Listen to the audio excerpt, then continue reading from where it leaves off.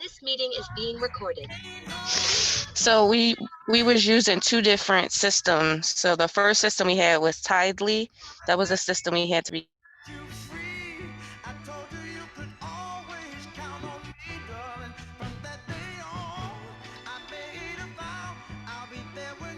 Good morning, everybody. As more folks are coming in, I was just saying we'll probably get started right around 9:05 unless we see that everybody that had registered is on. I know people are connecting to audio.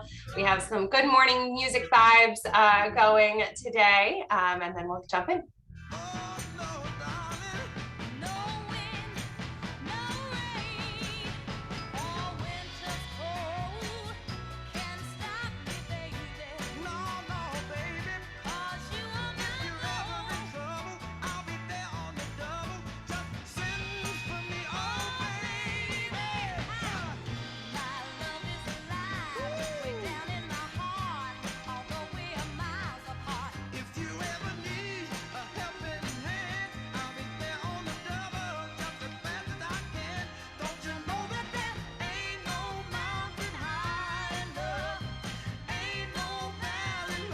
Erica, how are we doing with waiting rooms? Have we seen the waiting room kind of die down?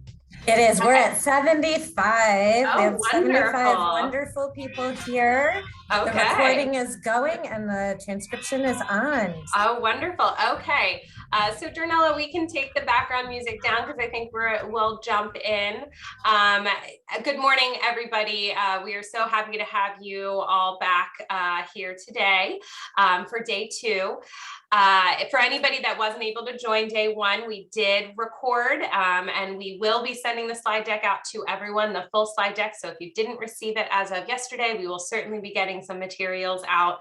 Our day today will be focused on doing some information related to, and we're going to pull the slide deck up just so that you can see what we're working through. We are going to start by bringing in our team to share a little bit about what we call kind of brand ambassador. You are a brand ambassador of Work Ready. And so we'll be going through just some of those details. We want to make sure that everybody is aware of how to be that ambassador of the Work Ready system, how to explain how your organization is connected, and use all our tools and resources as you are developing any of your own materials and or websites. We will have a flyer available to all of you to use that will likely not be shared until right around the launch. And so expect that kind of in mid-February to coincide with the Work Ready Summer Program launch. It's mainly because we are finalizing some details. The information that I shared with you all about the $150 and the $11 an hour and 1,000 was truly decided on late last week. And so, you know, we really are working towards getting all of the information, but, you know, we are also building up those tools and resources. So just kind of full transparency on some of those. So at least with the brand ambassador resources, you can start thinking about what you might want to be messaging to that you developed specifically for your organization, and you'll be having the tools and resources of how to do that and those best practices.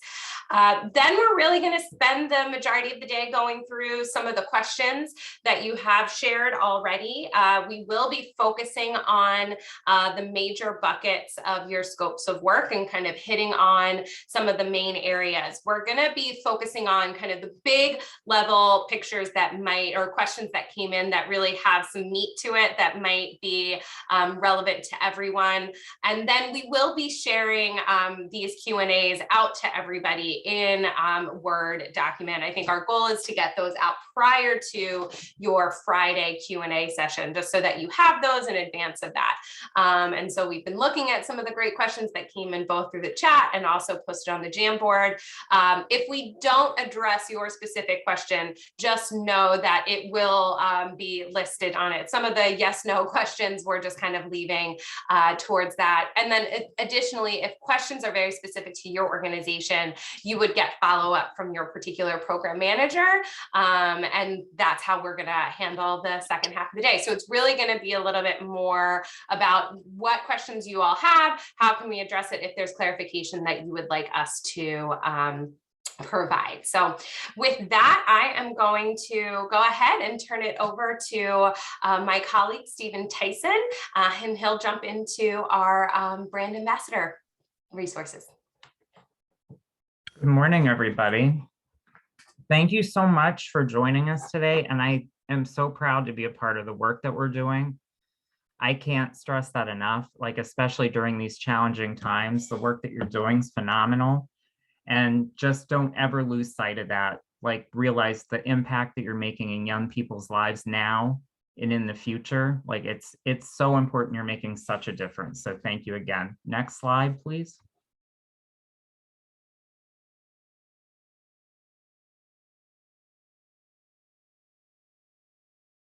Oops. So being a brand ambassador is really important. Like we're all in this together, and youth really need to know that we're all part of the same thing. And that's why we want to encourage consistency in being a brand ambassador. And there are 3 different levels of this. There's seeing it, which is what the brand looks like, saying it, how you message the brand, and being it, which is actually living the brand. Next slide, please. So seeing it, this is about logo usage. If you can reference Work Ready, there are logos in 3 variations, black, white, and full color. And you need to have the trademark symbol in that logo. Please do not, I know we all have a tendency to do this, like take that logo and pull it out or squash it down or make it a different size or separate the word mark. Please don't do that. It just won't work and it doesn't look right when you do that. And when you're discussing your program, please use the Work Ready provider by logo. Next slide, please.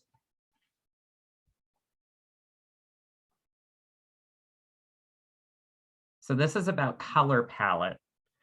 Whenever possible, please use the Work Ready blue color palette. That's the one that we all tend to use for everything that we do. You can add these colors easily through any programs in Microsoft by following the screenshots on the slide and the brand ambassador guidelines that will be provided to you. Next slide, please. So this is boilerplate language. So this is approved like About Us boilerplate language about Work Ready Summer. And we've developed 2 versions, one for youth and one for more formal versions, like for press releases or anything that's being provided by you to others that are not youth. And so again, we'll get that information out to you. Next slide, please. I cannot stress enough how important youth stories are. We really need this to show the importance of the work that we're doing, the impact that it's making. We had a thank you event last year in the fall. I'm not sure who all attended that. Thank you for those that did attend that. We got some really good youth stories that we shared out with funders and providers like yourselves. And it's really good to hear those stories. It really helps. A lot of our donors and funders and employers love to hear those stories and love to share those out. So please, any stories that you can get, this is super important. Please share them with us. Please make sure that they've completed and signed the waiver and release form that's in their enrollment packets. That's also, we really just need that legally to be able to share their stories out. Next slide, please.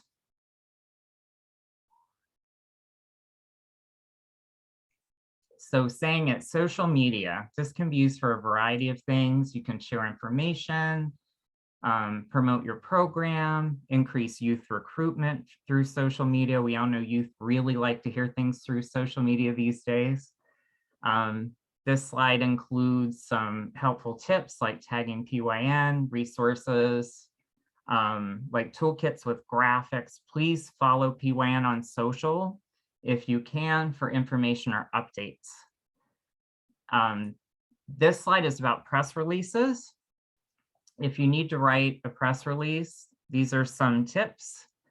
And if you need help, please let us know. Try to give us enough advance notice as possible, but send us an email to communications@pyninc.org, and we'll be happy to help you. But with press releases, you have to make sure you mention the program's part of Work Ready.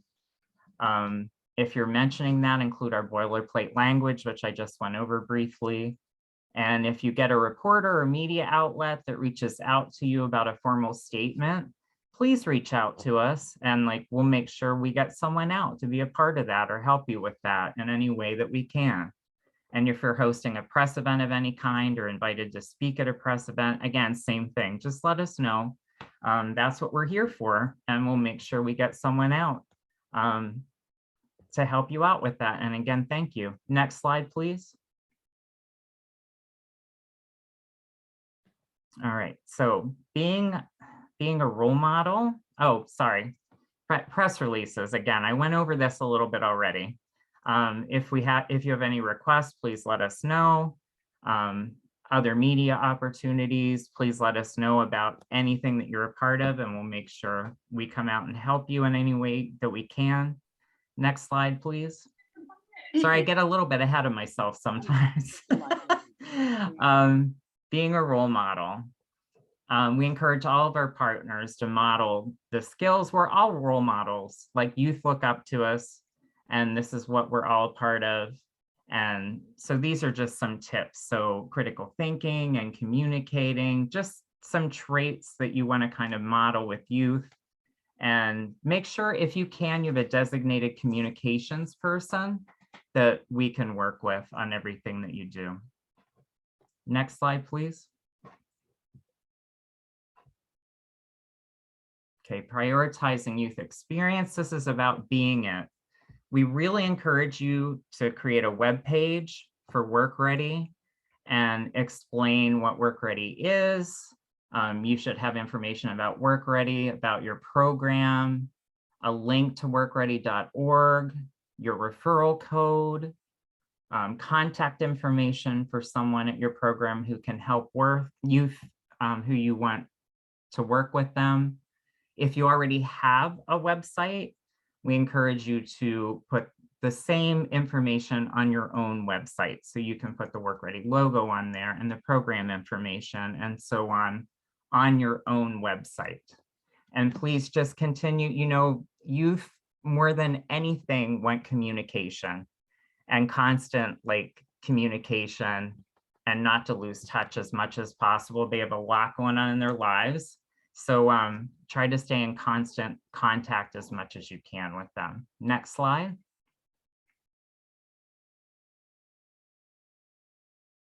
So some resources we've developed for you: the branding guide with the logos and the fonts and the colors and everything that we discussed today, as well as a toolkit, which will be coming soon with social media. There's some email messaging in there that you can use, some web page templates, a recruitment flyer with a fillable PDF to customize with your own program information, and referral code is in there. You can also access resources via the PYN portal. Next slide, please.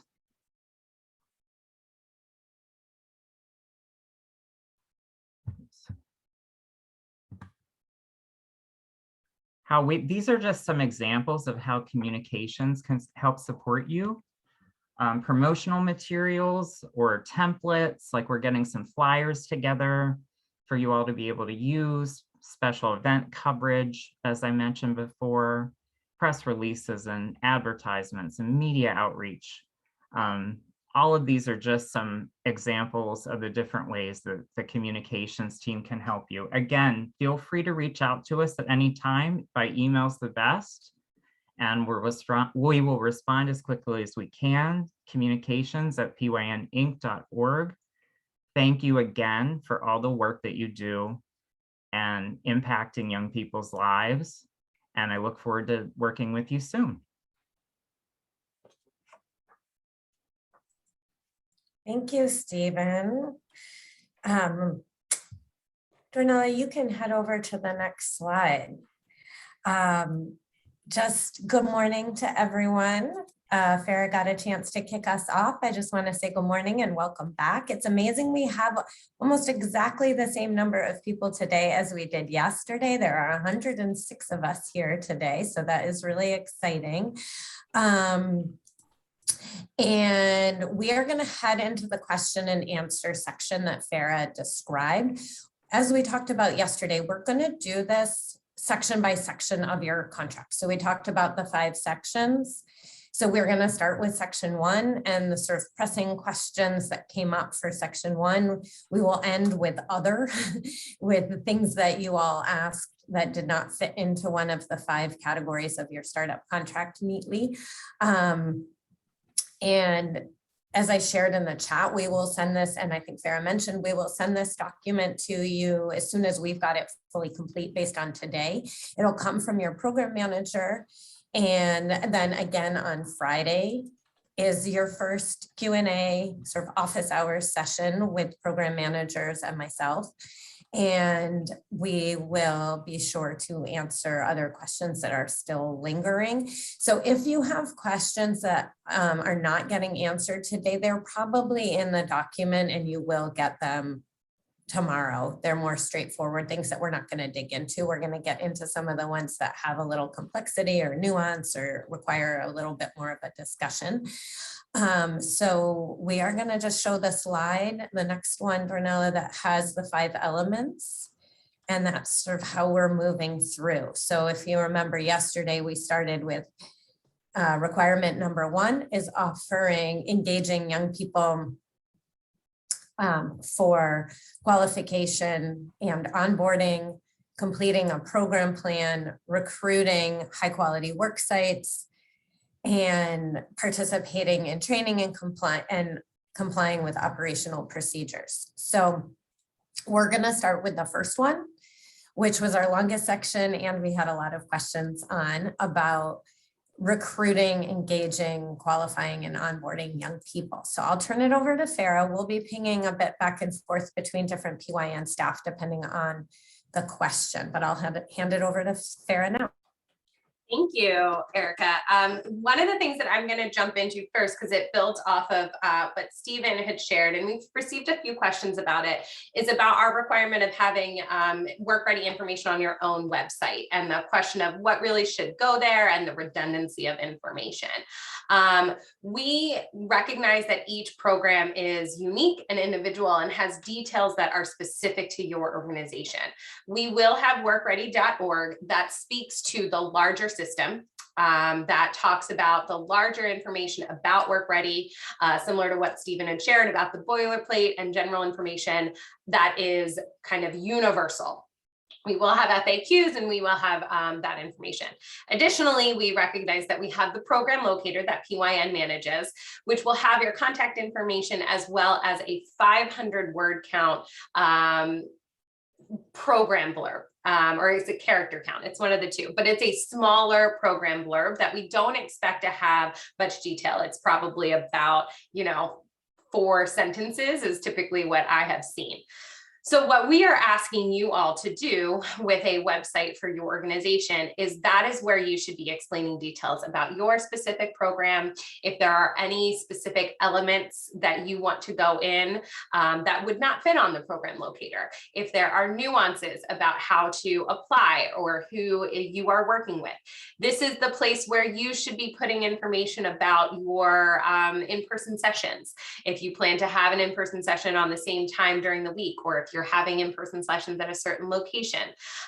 This is information about how young people should contact you, or if you are going through kind of specific orientations, or hey, for our program, we're hosting, everybody has to come in and meet with a member of our staff for an information session so we can better meet you. Those are the types of elements that we would expect on your website. We recognize that maybe not everybody has the staff or capacity to really build out that website. What we are asking you is minimally to have a place where young people can go to your website and say, hey, I'm interested in learning more. It can be just a blurb. It can be just like on a page that is already established on your website. It can be a separate page.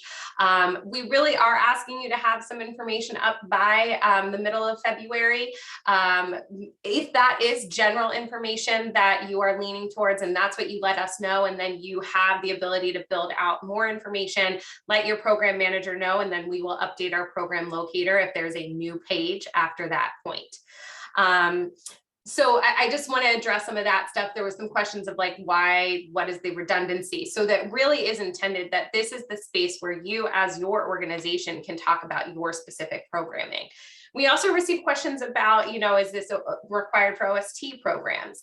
We are asking every work-ready organization, every organization that's running a work-ready program to have some information about their work-ready summer program. If you are running an OST site, it can be embedded within your OST site. So if you already have an OST site that talks about what you do, if you are referencing that as part of your OST programming, we operate in Work Ready Summer, that meets our expectation. We just want to ensure that young people have a place to go to your specific organization about the Work Ready information. So that is just kind of the first call out that I will say. I'm not seeing anything else in the chat here, but I hope that addresses some of the questions related to our website request. As we're talking about that in that vein, I will hit on some things regarding the program locator and referral codes, because I think that is definitely really connected. And so for the program locator, we did share the survey for those that have signed their letters of intent. That means that you have committed to operating Work Ready Summer programming. We know that some of you are still in negotiations with PYN, or we're working with you on getting those letters signed. But at this time, we can only publicly talk about programs that have signed our LOI. So if you have not signed an LOI by the 15th, your program will not be listed on the locator. If you sign after, then we will update the locator with your organization's information. With that being said, what is going on the locator will be your organization name. Unlike last year, and I'll go into the nuances, one kind of card per organization, meaning we won't have a, if you ran 3 programs last year, we had a code for a card, what I will call a card. That's the blurb about the information for each program. This year, the program locator will say something like, Congresso, and have one program card and say the general information. So when you're filling that out, we are asking for an email that is publicly available. And so that means that is going to be posted on our website on the program locator and is open to the public. If that means that you want to create a work ready specific email address, that is totally fine. That is what we are asking you to submit to us for the program locator. That may be different than the contact information of your main program contact, but we want to call that out. We are also asking you to tell us a little bit about who you are recruiting. If you only work in a certain area of the city, we want to know that, so that when young people are saying, hey, I live in this zip code, this is where I am. If you are open to recruiting all across the city, let us know about that. If your program has a specific industry focus, then you can indicate that. These are all the search fields that are available. We then are also asking for that kind of programmatic organizational blurb. What I would say is that can be high level and vague. Hey, last year, we know that some programs is like, this is a wage-based program, this is an incentive-based program. If you are not sure about those details yet, then talk about what your program is focused on, or what your organization specializes in, or what you plan to offer in terms of maybe what's unique about your organization this summer. Getting to referral codes, what we are doing, we heard a lot of feedback from all of you last year. I think some good and some bad. There was definitely value in the program locator. It is a requirement of PYN to operate a program locator. So I do want to say, we felt that it is best practice, but it is also, we have been required to host something. And so that is staying. What we heard the feedback on was around the publication of your individual referral codes. And so what we are doing this year is giving you the option to let us know if you are going to publicly share your referral code, meaning you are willing to work with anyone that uses your code to apply. You have the staff and the capacity to follow up. You're really excited to work with young people that you might not already be working with. And if that is the case, let us know, and then your code will be publicized. I think a great example I've had, I don't know if she's on, I only see so many folks, but I know that our friends over at Urban Affairs Coalition have said that they really want to work with young people across the city and are willing and are set up to take anybody that is interested in working with their program. Their code will likely be posted publicly. If you choose not to post your code publicly, what will happen is that a young person will be able to indicate on their online application that they would like to work with your organization. They are not going to be given their code, your individual code. They will not show up underneath your kind of Pindex profile, but PYN will see we have 50 young people who are interested in working with the Center for Black Educator Development. And then what we will do is, as you all are recruiting and enrolling and qualifying, PYN will simultaneously be working to recruit and qualify. And once we get to that April 15th, we will be doing some of the matching. And so we will be looking at the young people that have indicated, hey, I'm interested in working at this organization. PYN will make those matches to say 20 young people have indicated interest and have been qualified. You have 15 available slots. We want you to look through, let us know if you're willing to take all 20, let us know if you're going to take just the 15, and then we'll work to identify the other 5. That is that type of matching that we are going to expect to happen in May. And so that is, that is kind of the balance that we wanted to outline. We heard that feedback about, we had so many kids applying, I only work with certain kids, these kids were sitting in my code. We want to respect that, but we also want to make sure that everybody in the city really understands and has that opportunity to be connected. So that also plays in a little bit to the role that PYN is playing differently around how we are supporting that. So I'm just going to pause there. So I'm seeing some, like Candace, thank you for the call out that this is helpful. I'm just going through some of the questions here. Our participants, so I'm looking at your response, Cindy. Let me just look through this real quick. So I think, Cynthia, this is exactly what we are potentially asking you to consider including on the program locator. Indicate when you are submitting your program blurb that young people must be fluent in American Sign Language. That is the perfect thing to include on the program locator in your blurb. You may also choose to not make your referral code public because you are working with specific populations. If young people ask to work with the PA School for Deaf, then what we as PYN will do is work to qualify. And if young people are qualified, we may then also follow up and say, hey, this is a component of this program. And this is where you are, and if you're not in this level, then let's see if we can find another program that you can get connected to. So that's like another example of how I think we are working to really make sure that we're putting information out that is going to help young people navigate our vast system. We want you to be able to work with and are asking you to work and plan on recruitment efforts to meet your slot levels.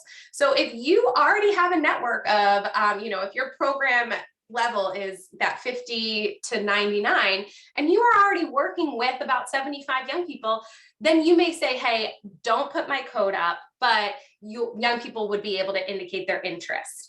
And then when we get to April 15th, if you haven't met that lower threshold, we'll start sharing, hey, these are the kids that have expressed interest and have completed the qualification. If you hit that 50, then we might still say, hey, are you interested in taking young people who have qualified? But you can decline because then we'll work to identify other locations. If you have a larger slot level, or if you've accepted that 50, but you really are only working with 25, then it might be better for you to put your referral code up there and work with those young people. But then that's also where the program locator comes in to try and say, this is specifically what we are looking for or calling out in terms of our program. And that will help both young people and even PYN go through that. So I hope that answered your question, Cindy, about that. Kimberly, I saw your note about running both incentive and wage. Yes, Erica responded to that. Veronica, the question about work permits, I will address that real quickly. 12 work permits are eligible for everybody over the age of 14. And so if you are engaging in young people who are 12 and 13, you should follow all of the qualification documents that are relevant to that age group, which means that they are not going to accept or be issued a work permit and would only be eligible for incentive-based programs this summer. For everybody over 14, we are asking you to work with them to get all of the necessary documents for PYN, but also help them navigate the necessary documents for long-term employment. Work Ready is an employment program, and we want to support young people with preparation. And so a question that has come up quite frequently is, will providers be given the opportunity to issue work permits?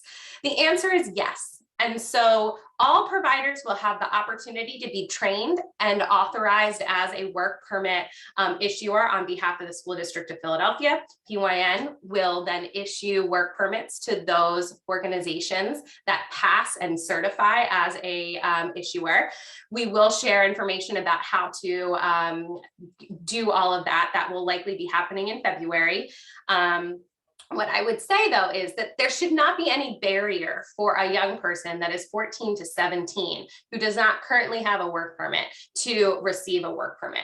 This is going to help young people in the city. It's going to help our city. We want to prepare young people. So even if you plan or may be running an incentive program and a wage program, we are still asking that young people who are over that age of 14 get qualified for a wage-based experience, because there's really nothing stopping them from getting a work permit. We recognize that it used to be difficult to go through the process with the school district, but by certifying our providers, this only helps the young people, only helps the city, only helps all of us prepare young people, both for employment and Work Ready, but then also other employment opportunities. And so we see this as kind of a big value that we are offering. And so kind of hitting on a couple notes there, just about the 12 and 13 are only eligible for incentives and would not require a work permit. Above 14, you as providers will be able to issue work permits once you are certified. We do have a training that is defined by the school district and that you will have to go through. But once you do,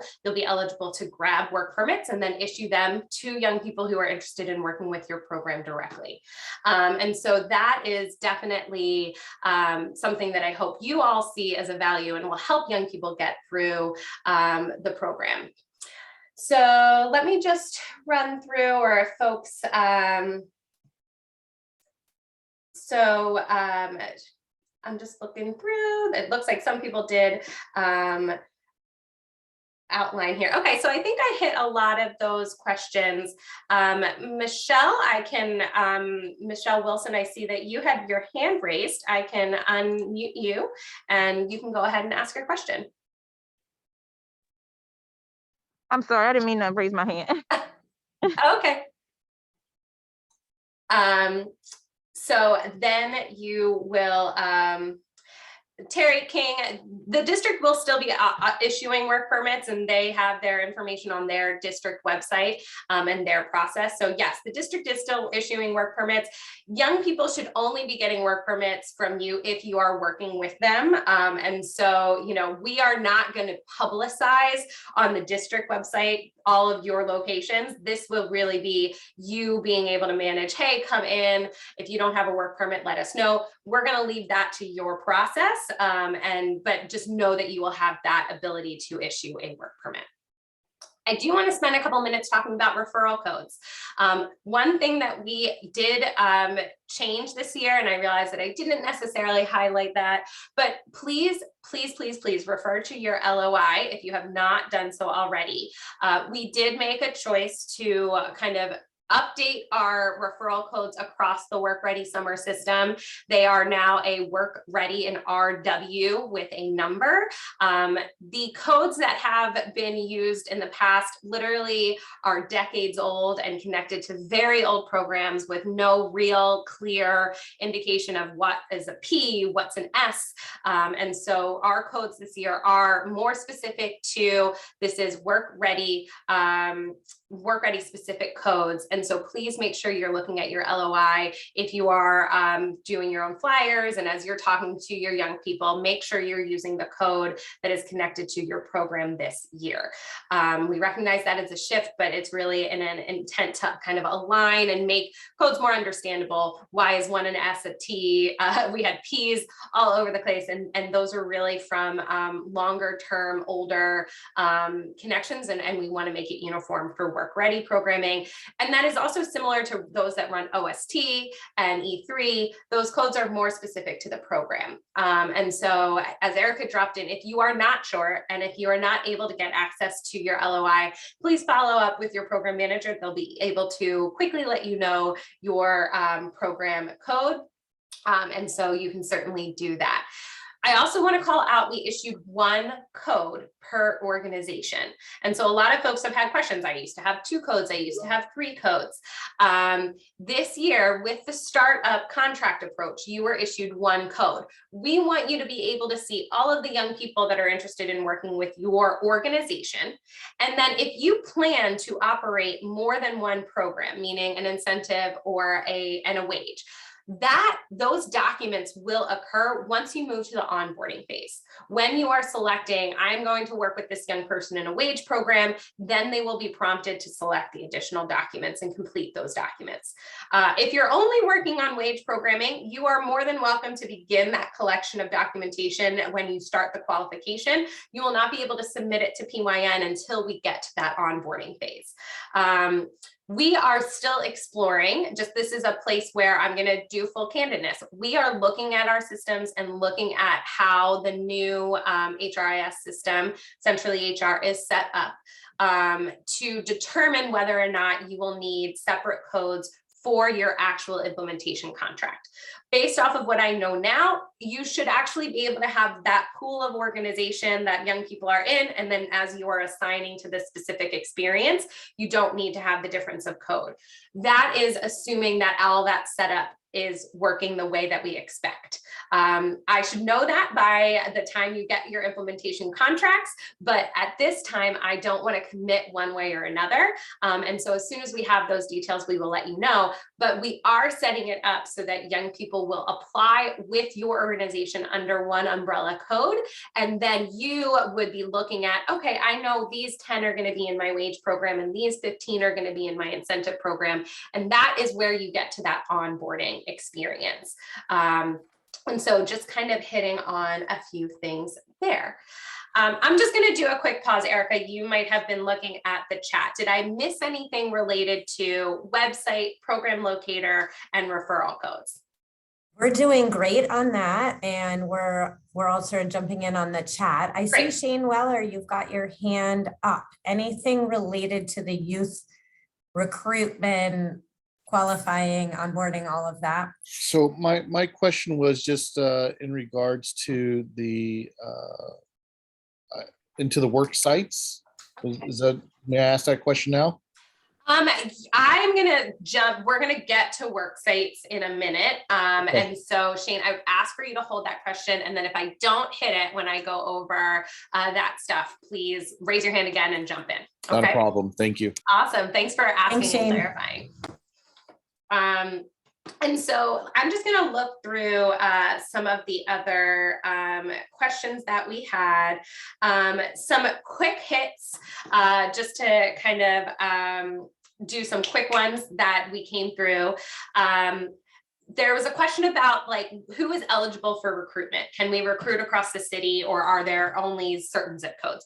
You as organizations are able to recruit from across the city of Philadelphia. Young people are eligible to participate in Work Ready if they are a Philadelphia resident.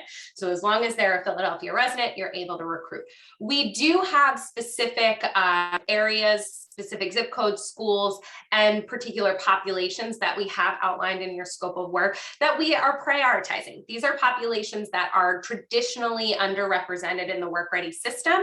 And these are populations that we ask you, as you are looking through your recruitment, if there are areas or abilities to, prioritize. Great. What we will also say is that the efforts that PYN is doing when we are focusing on some of our qualification and recruitment is going to focus on those populations.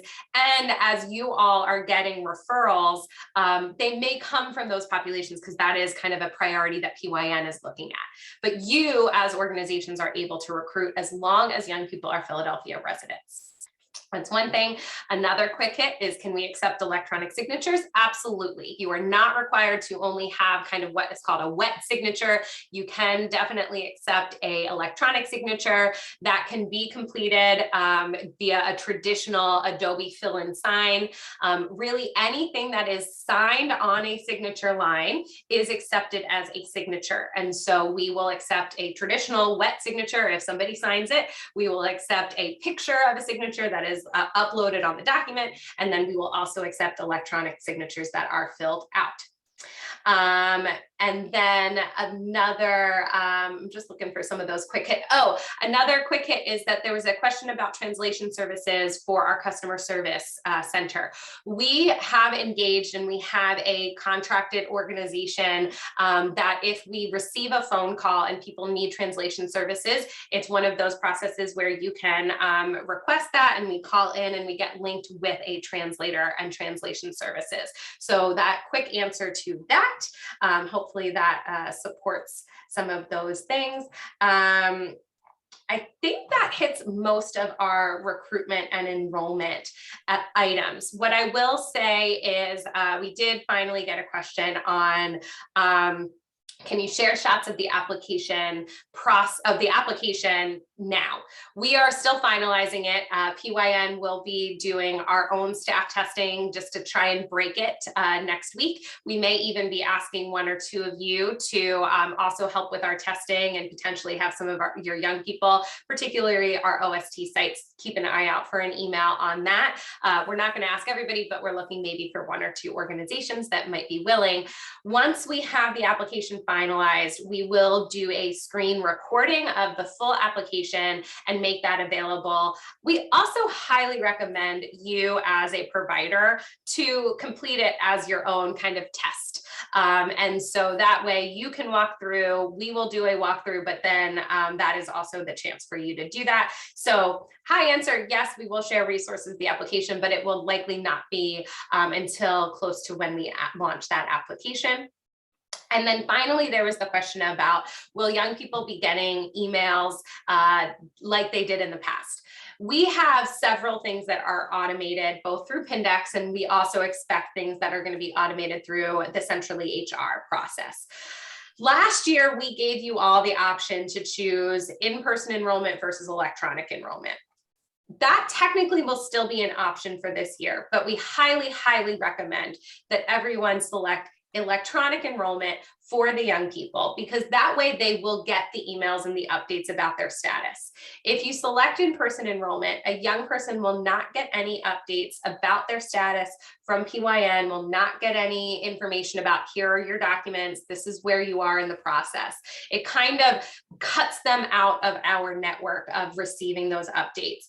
The updates that we share are general about, you've completed your application, you've been invited to enroll, you've updated your documents, you're missing a document. These type of updates, I think, are critically important. As we've talked about, young people are really interested in getting that real-time feedback. And we want to make sure that at least those details are available. And so, yes, we still will share in email information. It will be high level. But we do really recommend that you are filling out that electronic enrollment information.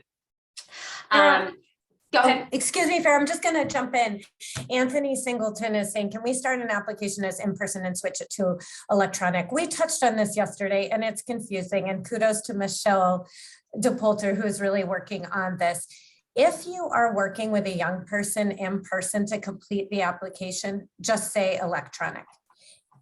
you are doing the enrollment electronically. If you are physically in person with a young person supporting that, it is still an electronic application, and it is the best way, as Farah said, for the records to all be in our system, for the young person to be connected and to be getting everything.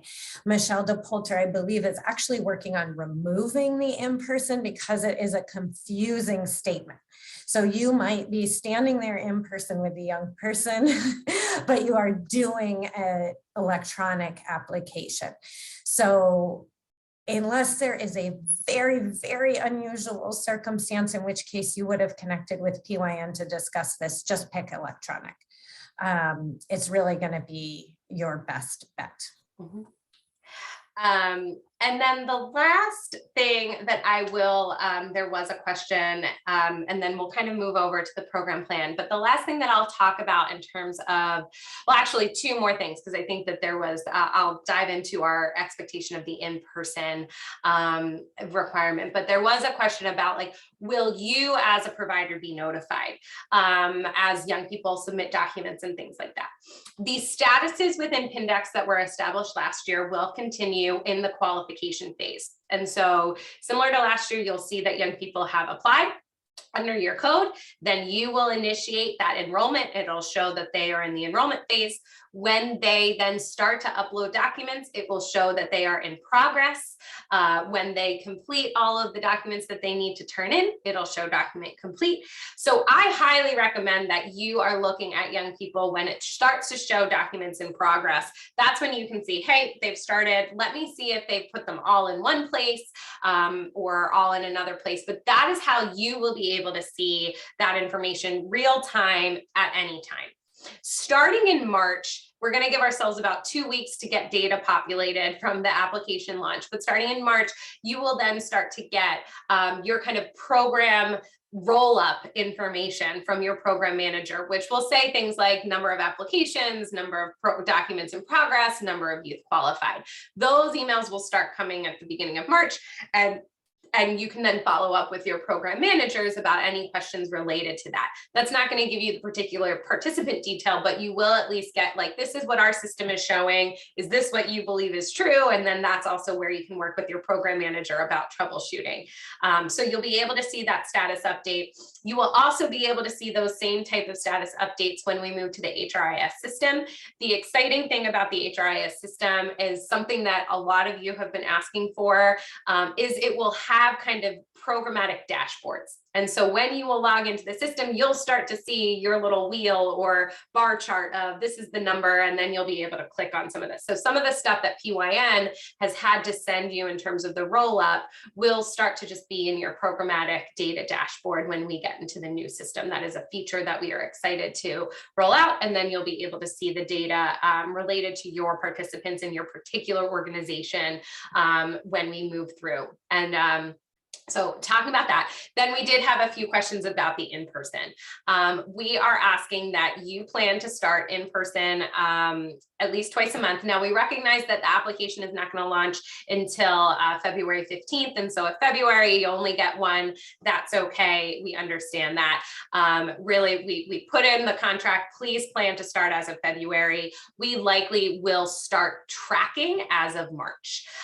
When we say tracking, we are working to come up with the best strategy to do so. Right now, your program managers are going to be the ones that are going to follow up. If we come up with a kind of shared calendar or some type of process for you to slot in your information, we will share those details and you'll hear from your program manager about that.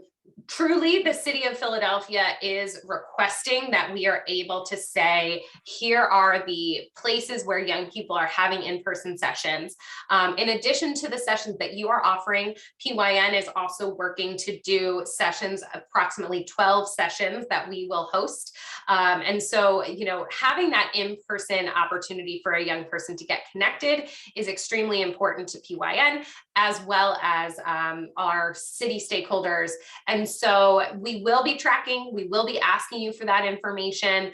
It is a requirement. It is very, very important that there are at least touch points for young people to be able to come in. That can be done in shifts. I mean, like when PYN, we're thinking about hosting a few at our organization, and we can only host approximately 10 people at a time.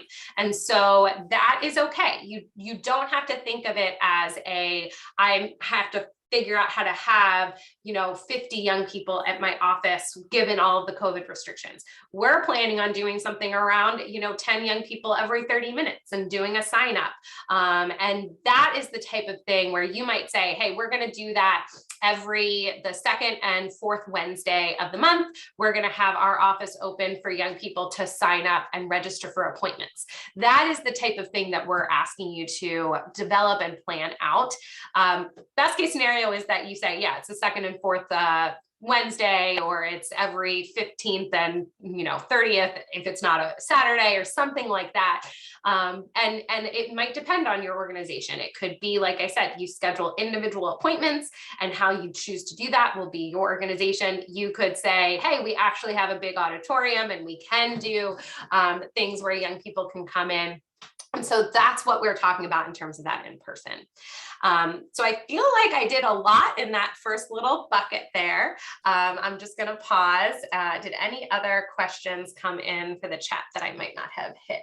Hey, Farah, we're doing well Okay. on the chat. I did want to, hi, Ebony, I'll get to you in one moment.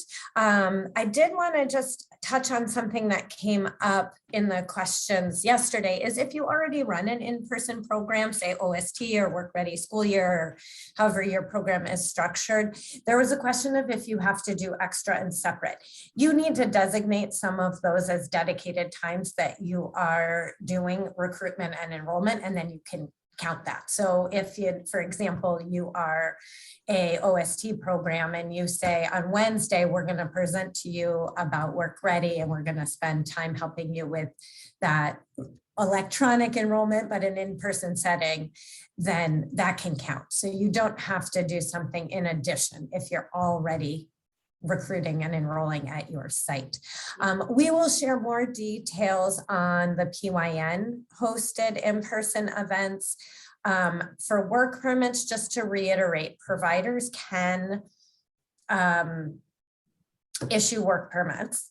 They need to complete, you will need to complete various steps in order to be sort of certified to do that. That information will be shared in our regular trainings that Darielle and Kai and Rashay shared yesterday. So you will get that information and training, and then the ability to issue them. I think I'm actually picking them up today.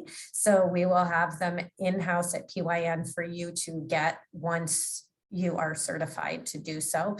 And I also wanted to just point out, if you are not paying attention to the chat, we have a great team behind the scenes, Kai and Rashay and Darielle, a little shout out, who have converted our PowerPoint slides to Google Slides and have shared links to a day 1 and a day 2. So if you did not get those materials yesterday, please still reach out to your program manager, or if you didn't get anything, reach out to me. We need your contact information. Our program managers need to make sure that they are in contact and have the right information. So you now have this slide deck, but please, if you didn't get an email yesterday, reach out to me. We want to make sure we have the most up-to-date information, because there will be lots of information continuing to come out. You do need to certify every year, Kimberly. We have a new survey test, so you can be back in student mode. If you can, as I said to the team, if you can sleep through math class and get 100% on the test, power to you. So if you did all the review materials and you know exactly what you're doing, take the quiz, get 100%, demonstrate that, and pick up your permits. So you do, by the school district regulations, have to review those materials. But if you don't need a refresher, because you could do this in your sleep, just get 100% on the quiz, which you will get from your program manager. If you've never watched the materials, it is a requirement to watch the video and review the materials. So hopefully that's clear. That information will be coming from your program managers, but it is ready to go. So I'm going to turn it over to Darielle because the next thing on our, oh, Candace, I saw you jump up with a question. Is it related to kind of the enrollment program locator website? If so, jump in. Yeah, just real quick. Jose had asked a question in the chat that Michelle Oh. responded to. I was just wanting, in years past, like regardless of age, if it was incentive-based, work permits weren't required because they weren't being paid hourly. Is that different this year? Yeah, I mean, we really are working to, if young people are over the age of 14, we are asking that they're qualified universally and are working to make sure that they have that work permit. If you have further questions and or concerns as it relates to your specific program, Candace and Jose, we can talk offline, but that is really what we are saying for the system, that anyone that is over the age of 14, from a qualification standpoint, we want young people to be submitting those elements of both what it would be required for incentive, but also wage. That is kind of then universal for Work Ready. Again, if you have further questions or details about that as it relates to your specific program, please reach out to your program manager and we can have further conversations. But we really feel strongly that by offering the ability for providers to be able to offer and issue work permits, this is a real training and workforce preparation. And we feel that it's very important that if a young person is age eligible for the world of work, we want them to have the necessary documents to do so. Awesome. Thank you for clarifying. Ebony, did you have a question related to youth recruitment and Yes. qualification? Awesome. Yes. Great to have Hi, you everyone. here. Yes, it's good to see you, Erica. Okay, so my question is in regards to workflow. So in the past, well, last year I had a difficult. Okay, let me be concise. The question is, once the young people enroll, we get everything up and running, and we start doing our provider screening. If something is missing from the young person's packet, will we be should we be expected to go in like on a weekly basis and check and see what they're missing, or will PYN staff let us know or reach out to the young person? Because I think last year I just assumed that they would be checking and letting us know. So a lot of times I went a few weeks without letting a student know what they had because I wasn't checking enough. Yeah. And so Michelle, I'm going to turn that over to you to just talk a little bit about the workflow with your team. Yes, absolutely. Thank you. Oh, no, that's, so basically the way it's going to work this year, and this is how the slides from yesterday are reflective in the workflow, right? We are now using the word engage, intake, registration. It is an online application. I am expressing interest. After that, I am trying to ensure that the workflow as we are setting up the online application, when you invite, so next step, you have an action in Pendex. You have to physically invite to enrollment. If you do not engage in that step, you have not moved the kid to qualifications. So they're either then still stuck at online application, which is intake. Once you invite to electronic enrollment, that means they will receive all the electronic communication, the welcome email, the ability to support taking pictures and uploading documentation that they may or may already have in their possession automatically before you even host the actual session. That session that you host could be in person or virtual. Farah mentioned earlier, Pendex is in your hands. So I am going to be working with Erica and her team to make sure you understand what information is available at your fingertips on a daily basis.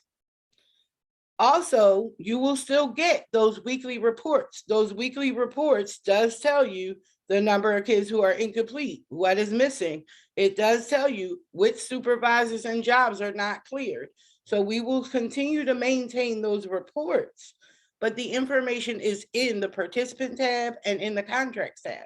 So we're going to educate you to see where you see those statuses. What I am sharing, and is an aha moment as of yesterday, we are no longer requiring you to provide a screen. So you feel free to implement that in your workflow. The moment young people begin to upload documents, my team of quality review staff is going to manage that participant's universal file. So at that point, within the scheduled period of 3 to 5 days, you will see a status go from online application submitted to invited to electronic enrollment to documents in progress to incomplete or qualified. We have a new status.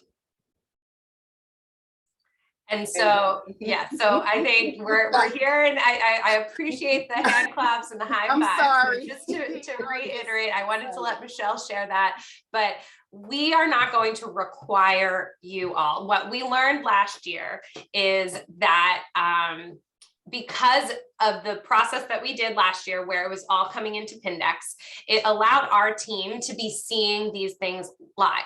And so rather than wait for that to be told to us, we are going to just start looking at what young people have. So that might mean that they have uploaded only their, let's just say their ID and their work permit, but they might be missing something else. So what PYN staff will be doing is saying, this is approved, you're still in progress. We will then be getting those reports of who then uploaded additional information, who still needs to be looked at. We then will be initially rejecting, so if we notice that they uploaded, let's just say a ID that has expired, that's when we will say, hey, this is not a valid document. When they're uploading their, so then you'll start to see documents rejected, documents updated, things like that. So you as a provider will still be able to see all of the details related to that status, but we are not going to wait until you tell us, hey, I think this kid is all done. We realized that that was creating a delay and a lag that was antiquated from having the paper file. And so we, as Michelle's team, they're going to just be looking every day at what is uploaded, what is there, what is approved, what is not. Once that young person has everything that is required for qualification, their flag will be flipped by our team into a qualified status. As Michelle mentioned, that's a different status than we've had in the past. So qualified means what we have discussed last year. They've met all of the requirements based off of their age and gender and all of that to meet the qualification standards. That is that kind of trigger level that we are looking at for that April 15th. We recognize that there's additional documents that they're going to have to turn in, but those are the documents for onboarding that will be based off of their specific placement, which we also know that you probably don't necessarily know yet. And so this is really why we've tried to say, how do we get young people to say, you are ready for our programs, we're going to work with you to get the right placement, and then you might have to turn in additional things. But we'll be having that flag to say, hey, congratulations, you've made it through that step. And then we're going to do all of that. Kelly, I'm looking at the chat. And then we'll go to some of the questions because I see Charmaine and Anthony. So Kelly, I just want to address, you as providers will still be able to log into Pindex and see if young people have a document rejected. You'll be able to launch their application, see the checks, see if it has been certified and all of that. You would also be able to take a look, like if PYN hasn't looked at it, or if you're in there and you're talking to a young person that's like, hey, Miss Kelly, I uploaded my documents, can you check? You could absolutely check and tell that young person right away, hey, I noticed that this document isn't right, I'm going to reject it, and all of that. So you'll still have that ability. We're just saying that PYN will be doing that continuously, and we won't wait until you complete the provider screen to start our screen. We realized that that was just taking a longer time. And since we all now have the information in that same centralized digital location, that then it will expedite that process. And so I saw Anthony's hand go up first, and then Charmaine, I'll jump over to you. Thanks, Farah. So kind of two parts to a question. One, and I guess these are more for Michelle. When a young person switches to qualified, would they be able to do that without having their clearances launched if we don't know where we're placing them yet? What does that look like?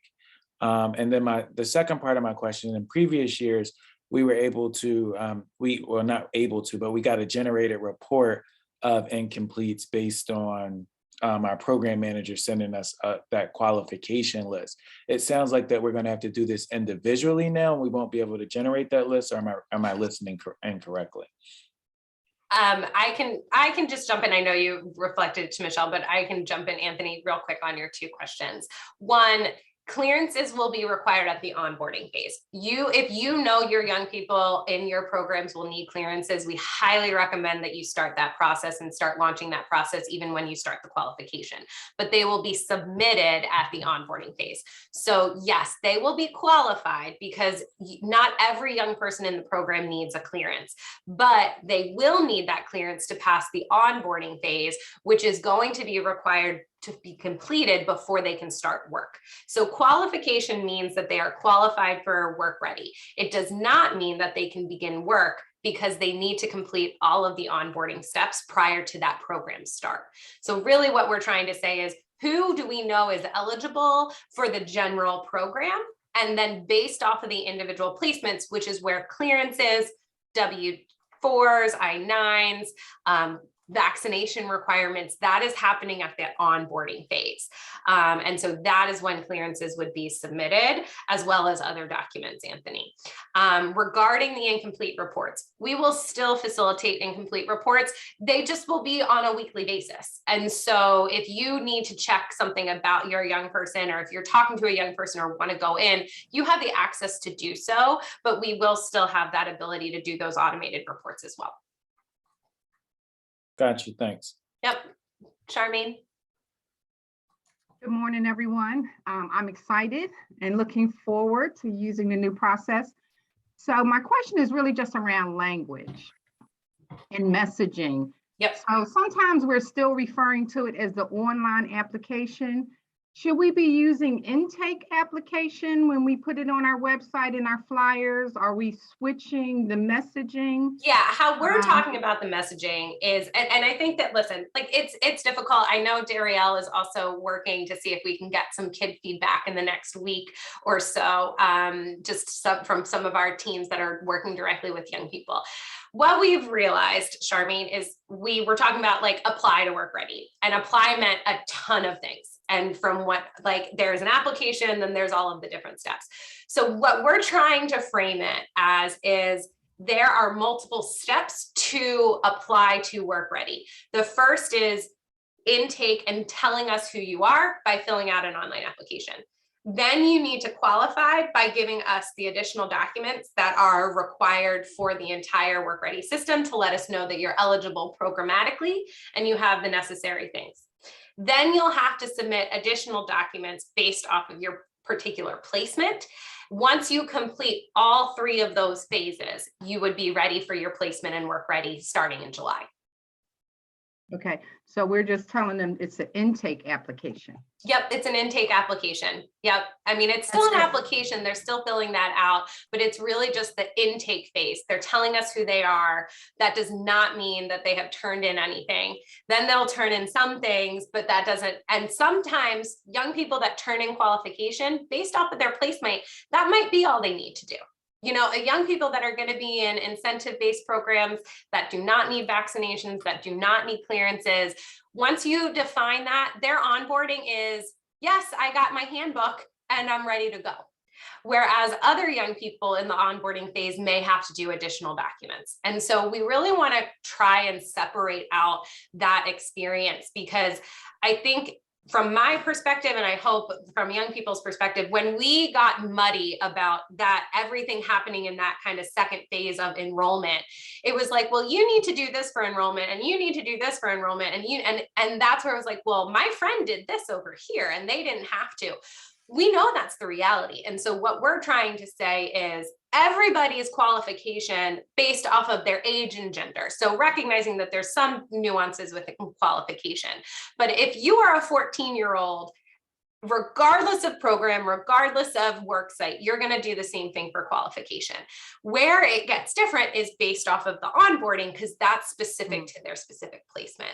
And so hopefully that also helps with like, yep, everybody, if you're 14 to 17 or really 14 to 15, you need a set of documents. If you're, you know, and we'll have that kind of mapped out, but minimally it's that way of the qualification. And then when you get to the onboarding, it's like, great, you're going to be placed in a wage experience that requires vaccines and clearances. Your friend down the road is going to be placed in an incentive and they only require this. And that is where the separation is.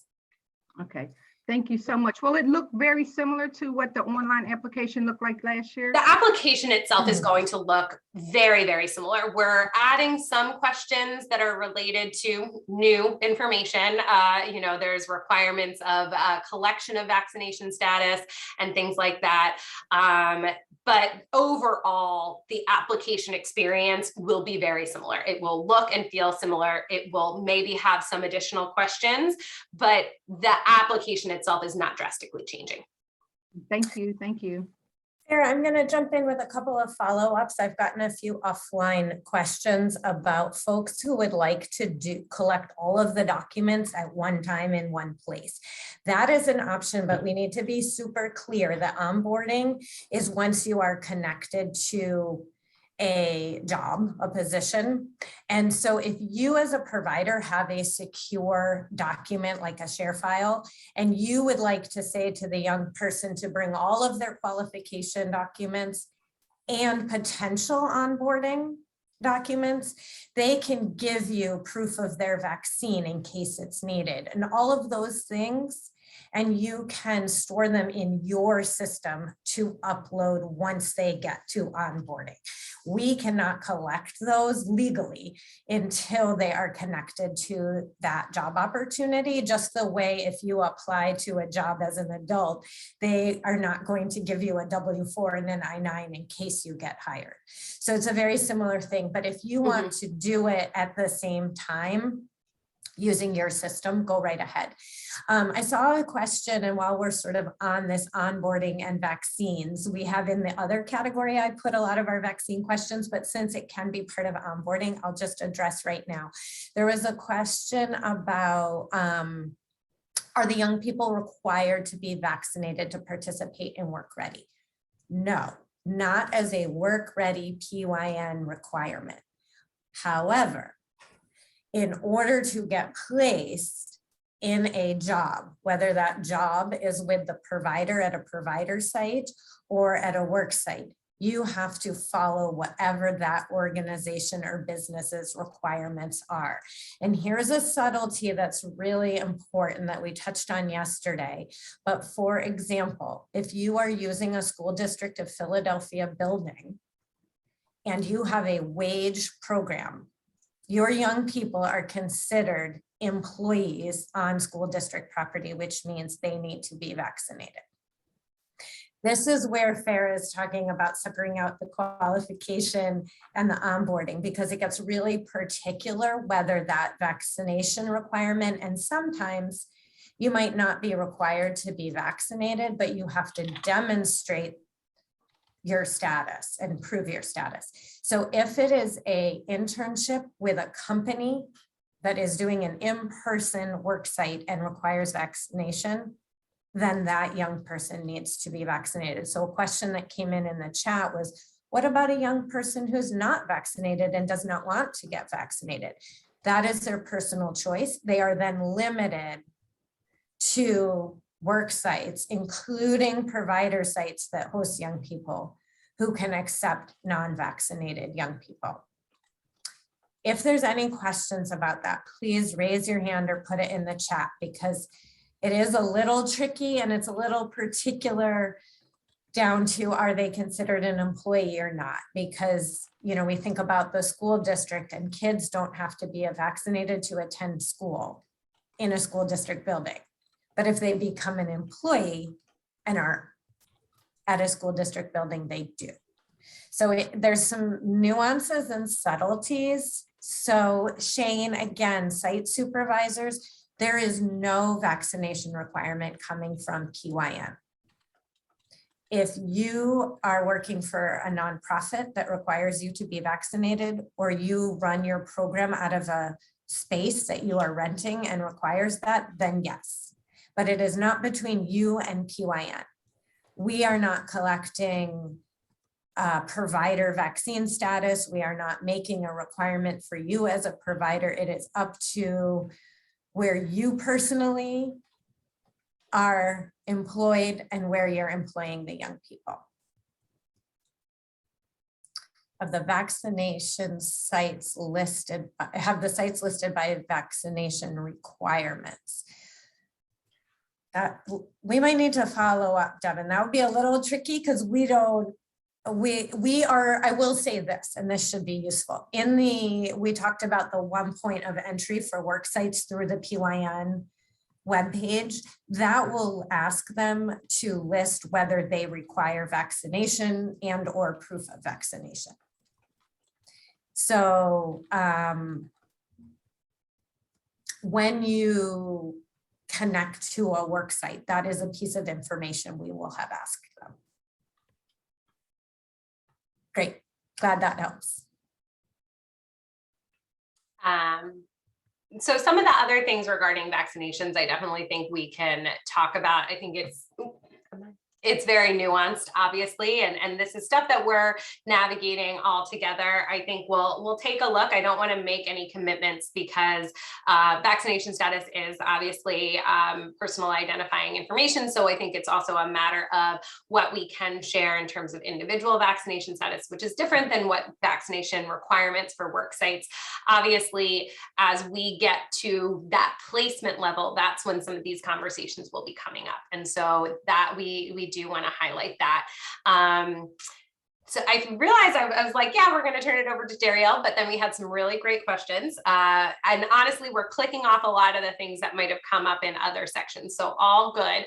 But I am going to now turn it over to Darielle related to the program plans. This should be pretty quick. I saw the questions and the answers, but if you want to jump in, Darielle, go for it.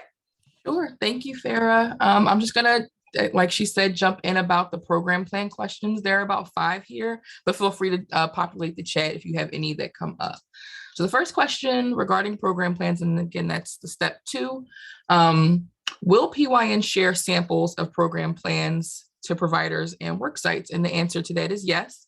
We'll have a training coming up. I believe it's February 22nd. That's in our long line of weekly Tuesday trainings. There will be one focused specifically on completing the program plan. So we will have examples of what completed program plans look like. Second question is, if we have more work sites, does that mean providers need to create more program plans? And that answer is not necessarily. The program plan is pretty high level, so we're not asking you to get into the details of what each student will do on each day at each work site. I think that would be a lot, especially if you have a larger slot level. So we're not asking for that level of detail in the program plan, but it would help. Well, we can go over this in the training, but it would help to know how many students are going to be at which work site and which day, just to keep track of where they are. But you will not be asked to create a separate plan for individual work sites. That's different than incentive versus wage, but that's another question we'll get to. Can you use the same program plan from last year, allowing for a few alterations? And I would say yes to that. If it was approved and everything last summer, I don't think there'll be too many differences in the actual requirements of the program plan. So if you had a really awesome program and we're really excited by what happened, definitely feel free to adapt that for this summer. The next question is, how many program plans do you need? And the answer is as many different contracts as you have. If you have, or not contracts, but different program experiences that you're going to be running. So if you're going to do an incentive program and a wage program, you're going to need 2 program plans because they are slightly different. The incentive program model requires an incentive plan. So there's an additional tab on that program plan that you would need to fill out. So as many different experiences as you want to offer, that's how many program plans. And of course you can alter them. They can be slightly modified, but again, the requirements are slightly different between incentive and wage bearing programs. Perfect. And then the next question is professional development And then in parentheses, they have resume building, public speaking, budgeting, financial literacy. Is that required for early experiences or programs? And is that required in your program plan? And to that, I say not necessarily. We do want the program plan to align with the career development framework, which of course has all those skills and competencies about work readiness. So creativity and innovation and professionalism and all of those things that we want to incorporate in our program, but we're not explicitly requiring a resume or financial literacy. We will provide those options. We will provide those as sort of add-ons to your program, but definitely not a requirement, especially I'm thinking of OST, who has been doing that all school year. So it might be a little redundant if you have the same students roll over to the summer to be doing, you know, the same sort of activity. So not necessarily a requirement, but we do want to have it aligned to the career development framework, and we can go really deeply into that in the training. Just popping over to the chat. I don't know if any of those are about program plans, worksite. Yep, Darielle, it's a lot of the worksite stuff, so Okay. I can jump in, and Gotcha. the next thing is worksite, so I will definitely jump in and do some of those, but continue with your program plan stuff. Perfect, thank you. I think that was the last question in regards to the program plan, but if there are any questions, feel free to pop them in the chat or reach out. But like I said, there will be trainings coming up to really go deeper into what the requirements of the program plans are going to be. So I'll pass it back over to you, Farah. Thank you. And so I think that we definitely got some questions, and just to call out to the whole group, if folks aren't looking at the chat, the things that I will start with. I'm going to be very candid. Vaccination requirement is going to be unique per site, per program, and even at the per individual. This is the reality that I think we're all facing as we look at individual organization requirements, state and local mandates, really more local mandates. So what I will say is that there's no one answer. It is not a situation of young people in wage-based programs need them and not incentives. That is not an accurate statement, because there may be some organizations, programs, sites that are hosting incentive-based experiences that anybody at their site will need a proof of vaccination. There are other situations where it is only relevant to those that are classified as employees and therefore wage. And so as part of our worksite collection, we are asking these questions. Then we will be working with you. This is where what I have been calling more or less a job profile. That is what will be happening at onboarding, where you are selecting a job profile based off of the information that you have regarding that youth placement. So it may be a job profile related to incentive, which will have necessary incentive documentation that requires a vaccination, proof of vaccination. You may select a job profile that is wage, requires clearance and vaccination. You may select a job profile that is wage and requires clearance, but no vaccination. This is not necessarily something that PYN wants to see, but it is the reality of the world that we are in right now. You know, I think that this is not type of like a PYN policy. This is how we are trying to navigate the fact that there is no state or local or federal universal mandate. And that allows individual private businesses to make their own choices. But that also means that there are state and district specific locations and mandates that come along with it. And so I just do want to kind of elevate. I know there's a lot of questions, and you know, this is an anxiety inducing thing. I think we've all been dealing with this as part of just our own working. We're navigating it as we know more information. And so it will be really important for all of us to keep an eye on if there are any changes locally. Obviously, we'll have to adhere to those.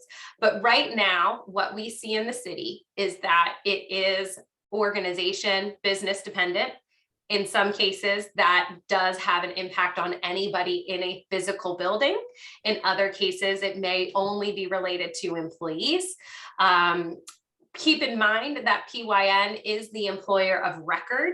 And so many of the young people are funded by the city. And so the employer of record as city mandated, there are young people that would be considered city subcontracted employees, and that will have specific impacts. In other cases, it will be based off of the physical location. We do not allow anybody that is unvaccinated into our site. These are all the conversations that we will be definitely having with work sites as they're qualifying, but as you are thinking about working with your work sites, definitely start to have those conversations. If you have folks that are already in, please think about that. If you are an organization that is planning to host, please start having the conversations with your own leadership about what that means related to work ready participants.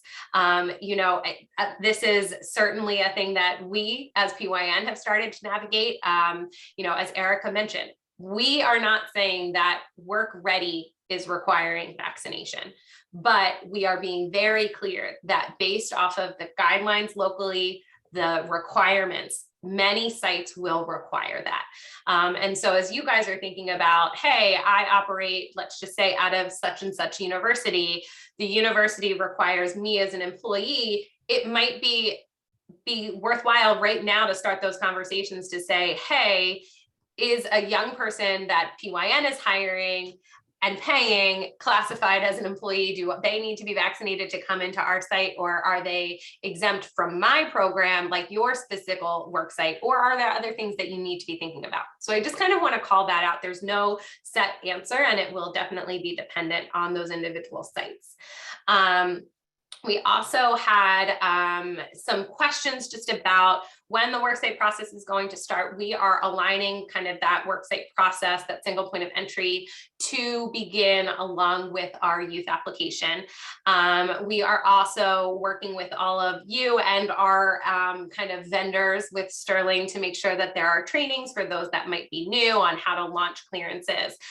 What we can also say is that people who have had clearances previously have the ability to access their clearances, but they have to go through the process of requesting. And so there is processes. We have FAQs related to that. You can certainly connect with your program manager to learn a little bit more about those steps.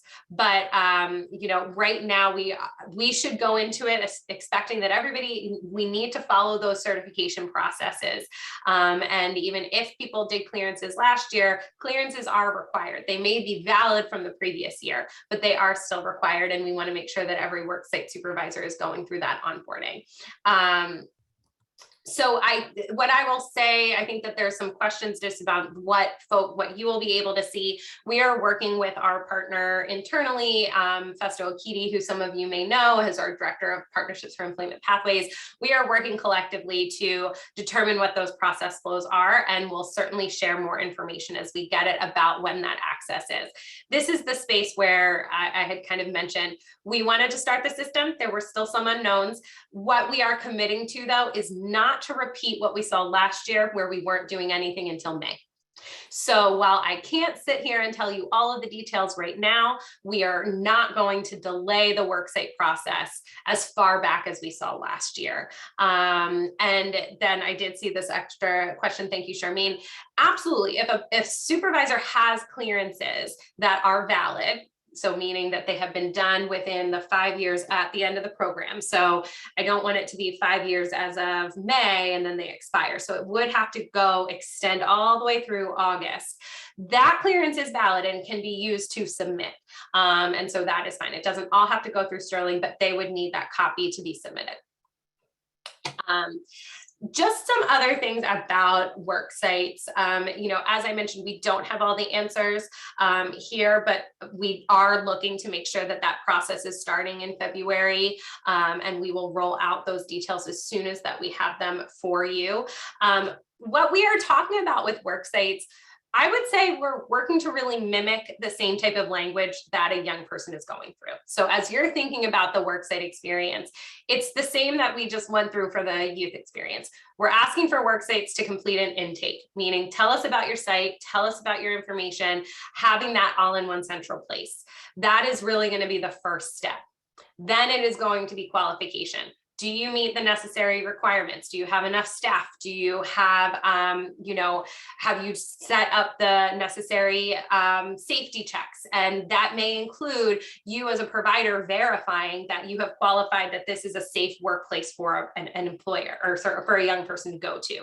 That is part of qualification. And also part of qualification is, are you eligible to host young people? Meaning, have you had the necessary clearances from your supervisors? And then onboarding would be, how are you getting connected to PYN programs? How are you getting connected to the young people? How are we ensuring? So the one thing I will call out is that we're saying the same things, but we know at qualification that every work site will need a clearance. So unlike the youth experience where not everybody needs it and that'll be dependent on onboarding, every worksite supervisor will need that clearance. And so that jumps to the qualification phase because we want to make sure that we are saying, yes, you are a qualified worksite. And so that is what we're looking at. I also don't want to speak too much longer because I could be speaking out of turn. We are working to get those details. And so as soon as we have them, we will certainly roll that out. And absolutely, as you guys have seen, we'll have those Q&A sessions every Friday. So the value of having those things online is that we will know that there will be times where we can say, hey, this stuff is rolling out at the beginning of the week or midweek, and then let's all jump on if you have questions and we can address them during those Q&A sessions. So those are all incorporated into our training plans. So I don't have much more to share regarding work sites. We want to just be transparent. We know that this is a big area. We know that this is a pain point every year. We are working to make this process better. And we are rolling out information as soon as we get it. But what I can commit to is we will not see the same thing as we did last year and not start the processes until May. We know that that will not work for the system. And so we will start processes earlier, but we are still getting some of those final details finalized and confirmed. The one thing I do want to call out, because this is a question that came up yesterday, when Erica talked about impacts of the implementation contract and that kind of big April 15th date, we talked about young people, the number of young people qualified and engaged, and the number of work sites qualified. I do want to clarify that it's work sites qualified and engaged, but so it's kind of going to be similar. So Charmaine, I believe you were the one that asked that question. For me, it's like the baseline. If you have 50 young people qualified and 75 work sites, and you have 75 young people engaged, your contract level is probably going to be 75. But if you have, let's just say, Charmaine, I know your scale is huge. So let's just say you have 200 work sites qualified, but you have 800 work sites registered. We're going to take that registration into account and then work with you to go through what do we need to get that 800 to potentially 1,000 and what is happening between that May and June to get there. But so we will be looking at both things. So we want to just call out, what I would say is the levels that you have qualified by the 15th of April is going to be your minimum. So if your slot level last year was 100 and you get to April 15th and you have 125 work sites qualified and youth qualified, minimally your implementation contract is going to jump up to 125. And so that we're kind of using that as our base, and then we're going to build from there based off of how many additional kids have you engaged? How many additional work sites have you qualified? How many young people did you serve last year? What were some of those trends? We recognize that a lot of things do happen in May and June, but we also need to be collectively pushing ourselves, our partners, and our young people to start a little bit earlier, because I think we all felt last year when we got to July, we just didn't have everybody ready to start. And this is really to say, we recognize some people are dragging their feet, that happens, but let's get the people that can do it and will do it early and move on from there. Shane, I know that you had the question. I saw that you dropped something in there, but your hand's still up. I just want to pause. Did we address your question regarding work sites? Or is there something else that you wanted to ask? I do apologize. I didn't mean to keep my hand up. Thank you. No problem. I just wanted to call that out. So just I'm gonna pause. I'm gonna pull back up the chat. Will be separate trainings, supervisor ratios. We will roll out if there are any updates regarding ratios and the process, those will be rolled out at the supervisor training. I don't want to speak out of turn and make a commitment that then we change. These are all things that we're looking at, and there are a lot of impacts related to kind of safety, certification, liability, what is going to be best for young people, what are best practices, what are requirements. So we are diving into all of those things. And then once we have firm commitments, we will definitely roll those out. So I am going to move us along just around some of the operational procedures and some other just kind of miscellaneous operational procedures and trainings. And so those kind of are the bigger steps. So the one thing that did come up about keeping copies of a youth file, we are in a process of migrating, and this is under the operational procedures. We are in a process of migrating to electronic documentation. So that means that PYN systems of record, which would be Pindex and HRIS system, are the systems of record for a participant file. That is where we expect documents to be submitted. So two things related to that. If you are collecting paper things on behalf of a young person, you are expected to make sure that that paper gets to PYN system of record. So if you make the choice to say, hey, we're just going to collect everything in paper, PYN is not accepting paper. So you may make that choice, but you must make sure that that paper is transitioned into the electronic system of record as outlined, whether that be in Pindex or the HRIS system. Again, this is a transition year, so some things will start in Pindex and then PYN will work to migrate up. And then as we get to the future, ideally once things are in a participant file, they will stay there, and then additional documents will be submitted as necessary if they're rolling through. In terms of keeping copies, this is what I will say. System of record is Pindex and HRIS system, that electronic system of record. You are expected to do that. Is it a best practice if you are collecting things from a young person that minimally through this program, you are keeping that securely in a way that is, securely stored? We don't want you keeping documents if you are not able to do that securely.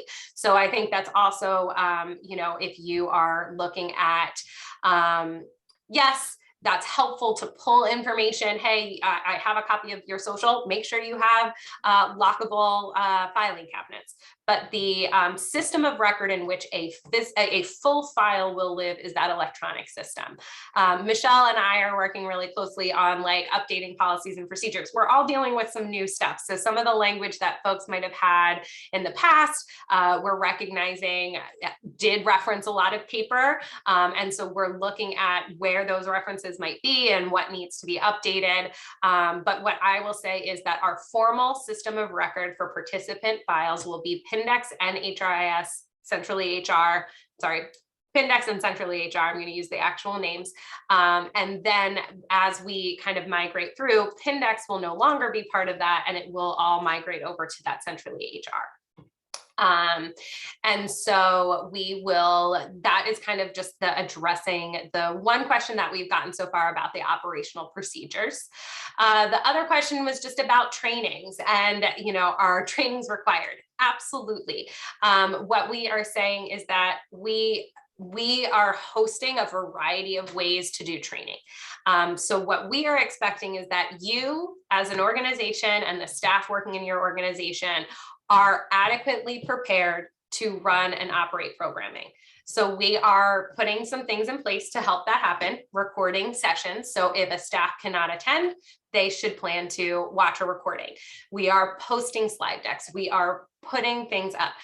What we are expecting is that you as an organization are ensuring that the staff that are supporting this WorkSite or this WorkReady program are adequately trained and prepared. We are trying to offer a variety of training options, whether that be drop-in, whether that be downloading resources, we are posting resources into that Google Drive so that it's accessible, that you can go back and get them. But we do absolutely expect that people are attending and going through the trainings that we are offering. The office hours are based off of, and Erica, correct me if I'm wrong, office hours are based off of if you have a question. So when we are hosting trainings, those will be specific topics, and we expect that you or a member of your organization are attending or are minimally committing to ensuring that you are aware and watch and review any resources.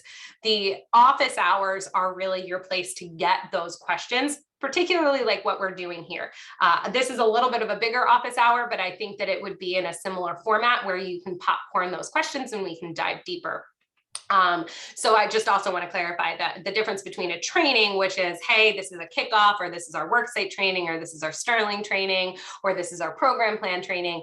We expect you and any staff that are carrying out those programs to attend or at least go through those resources. If you are not able to attend in person, go through the recording.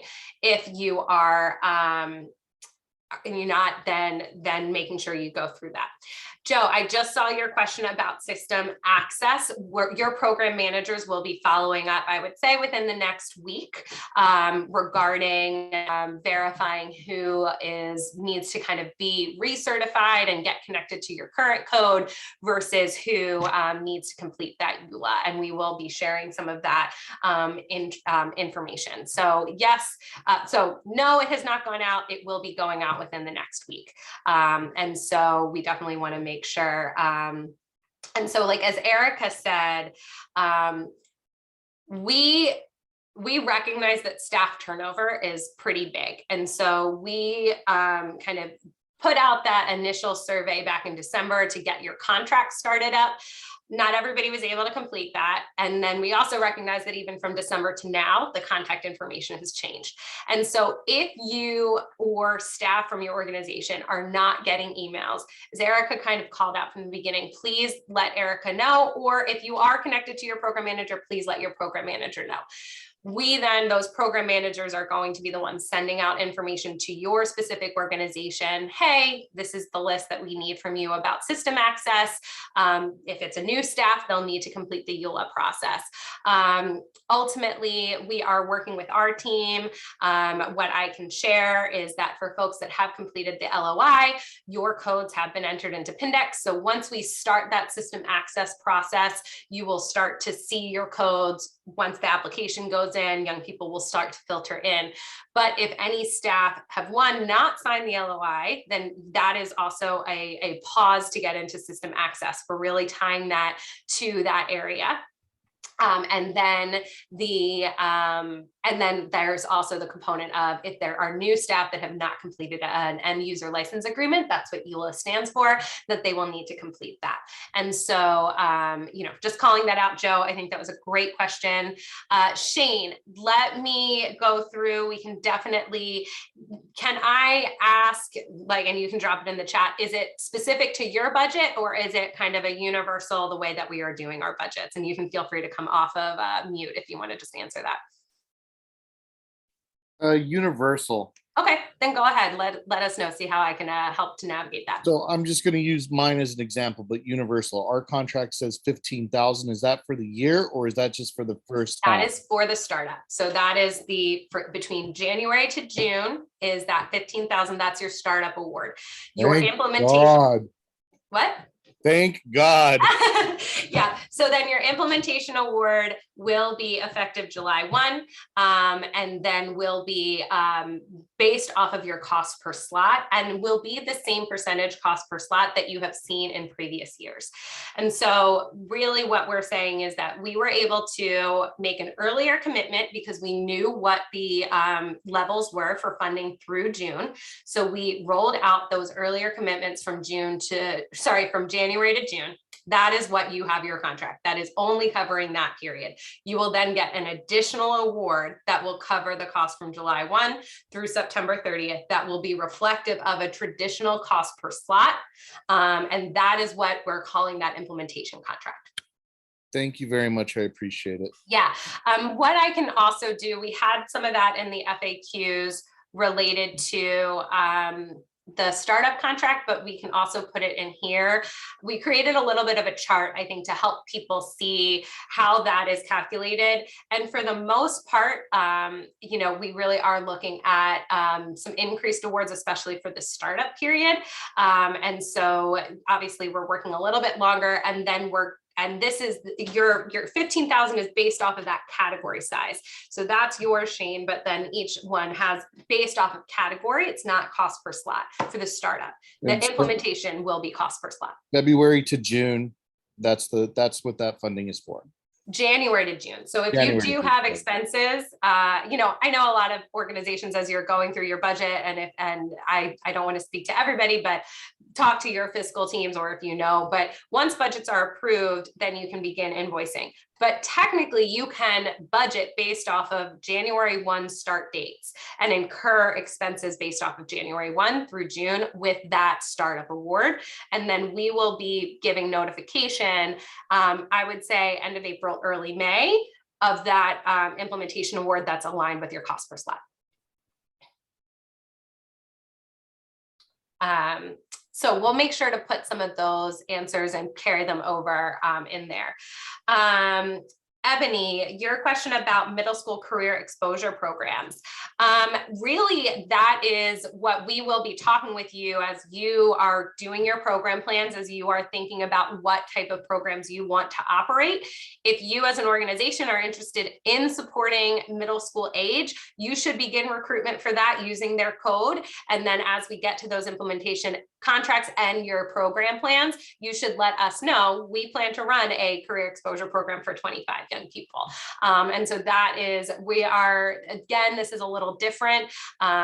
We want to get the programs that you want to run, that you are supporting, versus saying you have to run a program for 25 in a career exposure and 25 for a wage. If you are looking more at, you know, maybe it's 75 for wage and 25 for career exposure. We want you to help us understand your scale and your scope. And so we will be working with you individually as part of your, as we plan for implementation.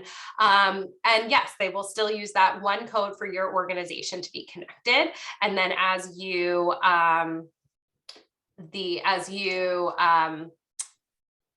sorry, I totally just lost my train of thought. You will use one code, and then when you get to the onboarding, that is where you will be connecting young people to that particular program and or experience.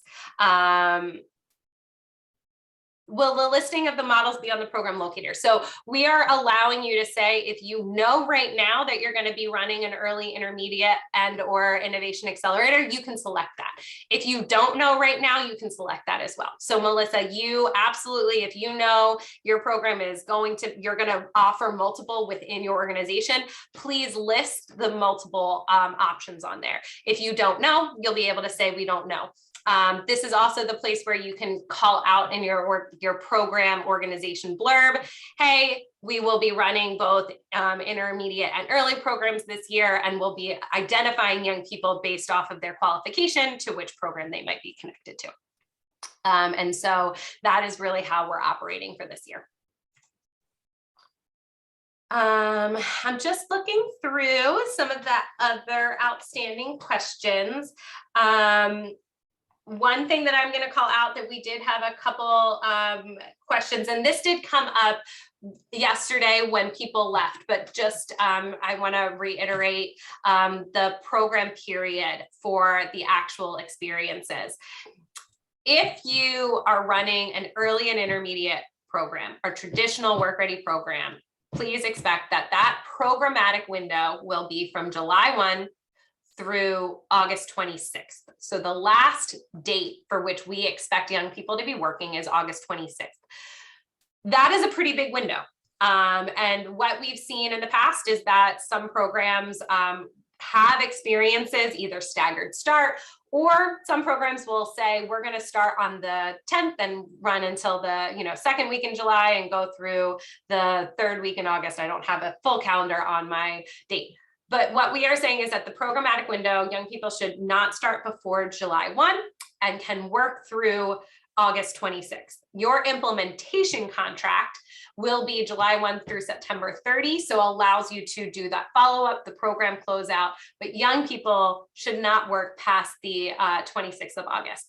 That does not change the total number of hours. We say that it should be a 6-week program, you know, within that time frame. And so we're not necessarily saying that you have to provide experiences between, like, consecutively between July 1 and August 26th.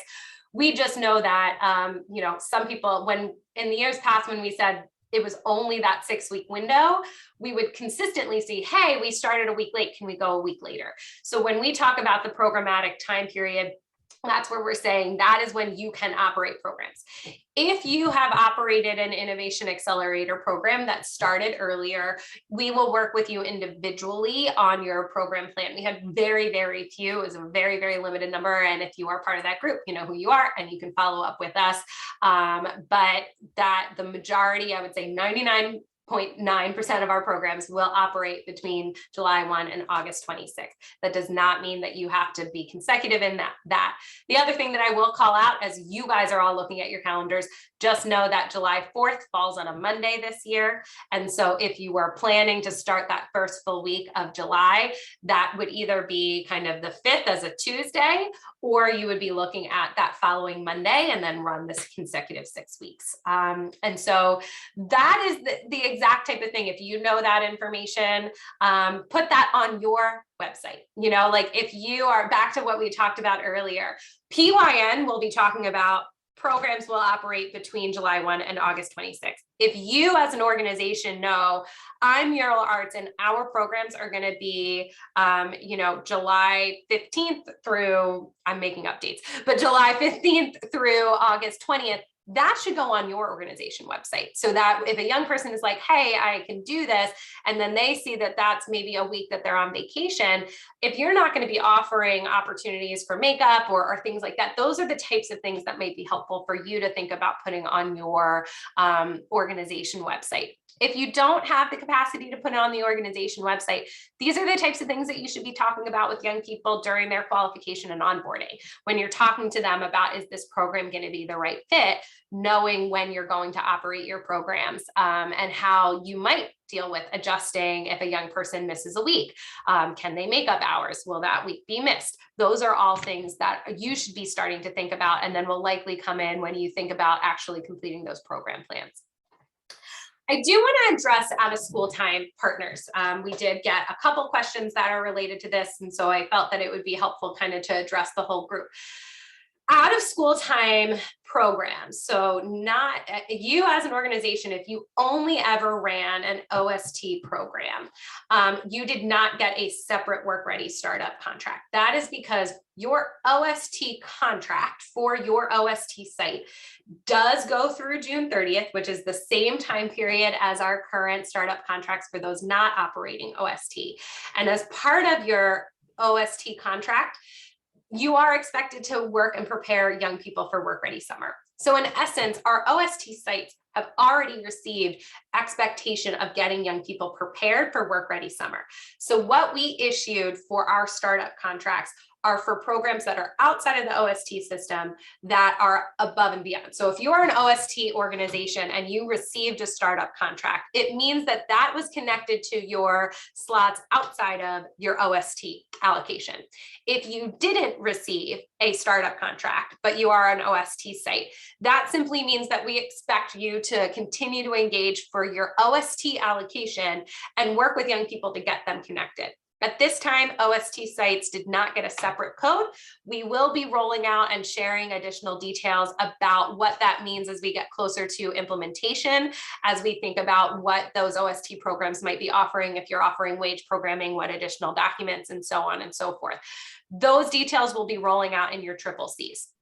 And so I just kind of want to call out those realities and the ability to do that. And so Barbara, I saw that your hand goes up. I know we've been talking a lot, so feel free to jump in and let me know what your question is, or if it's specific that we need to talk offline, let me know as well. No, thank you. It relates to what you just said. Now I'm totally confused. We have, as you know, an OST contract that goes through June 30th. We got the startup stuff from PYN. Now you're saying we shouldn't have gotten it.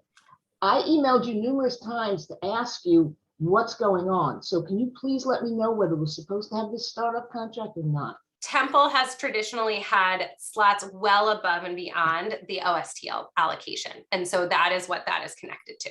Okay, you need to understand there are numerous programs at Temple. Okay, so I emailed you specifically about hours. And by the way, PYN put the wrong name on that legal LOI, which was still, I've emailed you several times about that. So my question to you is, the University Community Collaborative has an OST grant that goes through June 30th. Are we getting the startup or no? Hey, Barb, I think that maybe we should talk offline just about, to your point, there's multiple opportunities in the past. Like I said, Temple has received above and beyond. We can talk specifically about University Collaborative versus other contacts and what you're interested and able to operate. And we can certainly get that resolved. Can you give me a time and we can talk? Because I've sent you Absolutely. I'll follow up directly. Thank you. So with that being said, I just did want to call that out so that folks were clear on that. And then let me just see if there are other things. It looks like Kimberly has a hand up. Oh, okay. Kimberly, did you have a question? Yes, my question is in reference to the startup. We received 15,000 as well. If we go over that amount of kids, like I have around 200 kids right now who are screaming they want to work for the summer. So when the next award comes out, will it reflect only the 50 to 100? If you go over that level, your implementation contract will reflect the higher level that you've engaged. Okay, thank you. Mm-hmm.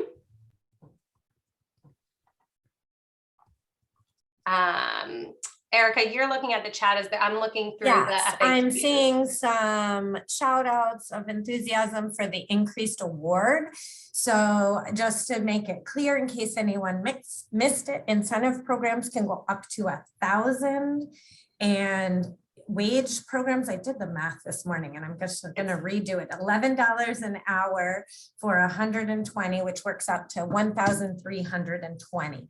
A question that came up that I've been doing some offline things, so I apologize if we missed this, but if I missed this, but there were some questions about the implications for taxes and the role PYN would be playing.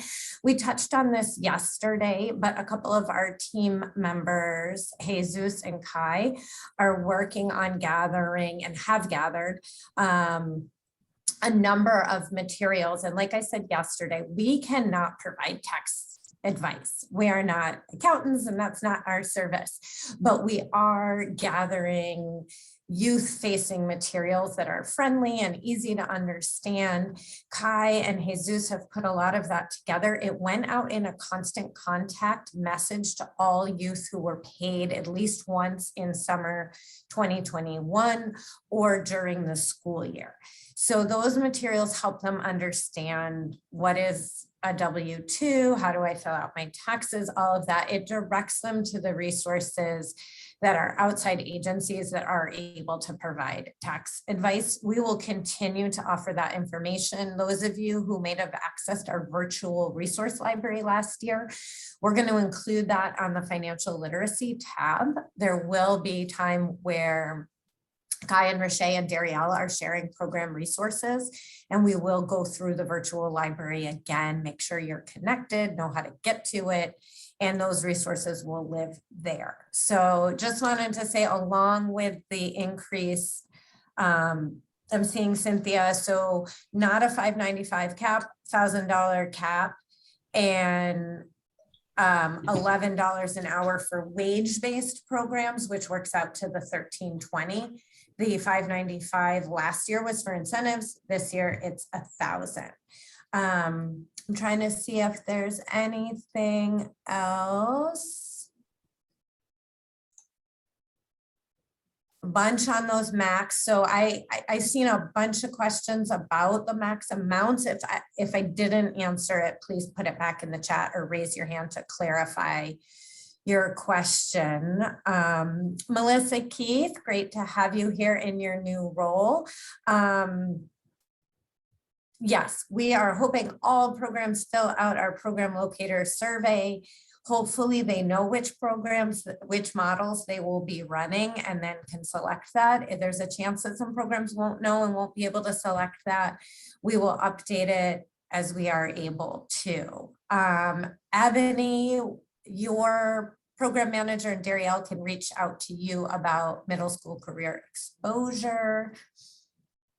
And Jose, it looks like you have your hands up. I think I've covered the chat. There's one question from Robin Tucker. So her question is, and I think you kind of addressed this, just want to go back to that if we can before we go to Jose. Yep. I can jump in on that, Michelle. Got Thank it. you. Thank you. So Robin, I would say that if you have further questions, we can talk specifically with your program manager. What I would say is that YMCA has always received kind of a separate work ready contract in addition to your OST contract. And so that is where there, and we can have that discussion on, you know, where those slots are and things like that. And then, okay. And so, you know, essentially what we're saying is that if you have run OST programs plus additional work ready codes in addition to your OST, you will have your OST programs plus your work ready startup code. If you only run OST programming and did not have additional experiences outside of that OST, then it is the one code that you have right now. And so Joseph, I think that you, you know, heard that and put in your question. So you will have both your kind of OST programming and then you are going to that, but that is what we're looking at for that. And so just to help to clarify, and then if there are OST sites as we go through the triple Cs, if you have individual questions, we will definitely follow up. Like Ms. Barbara, I will certainly follow up with you directly so that we can follow through. Kelly, I see your question about switching your slots from incentive to wage.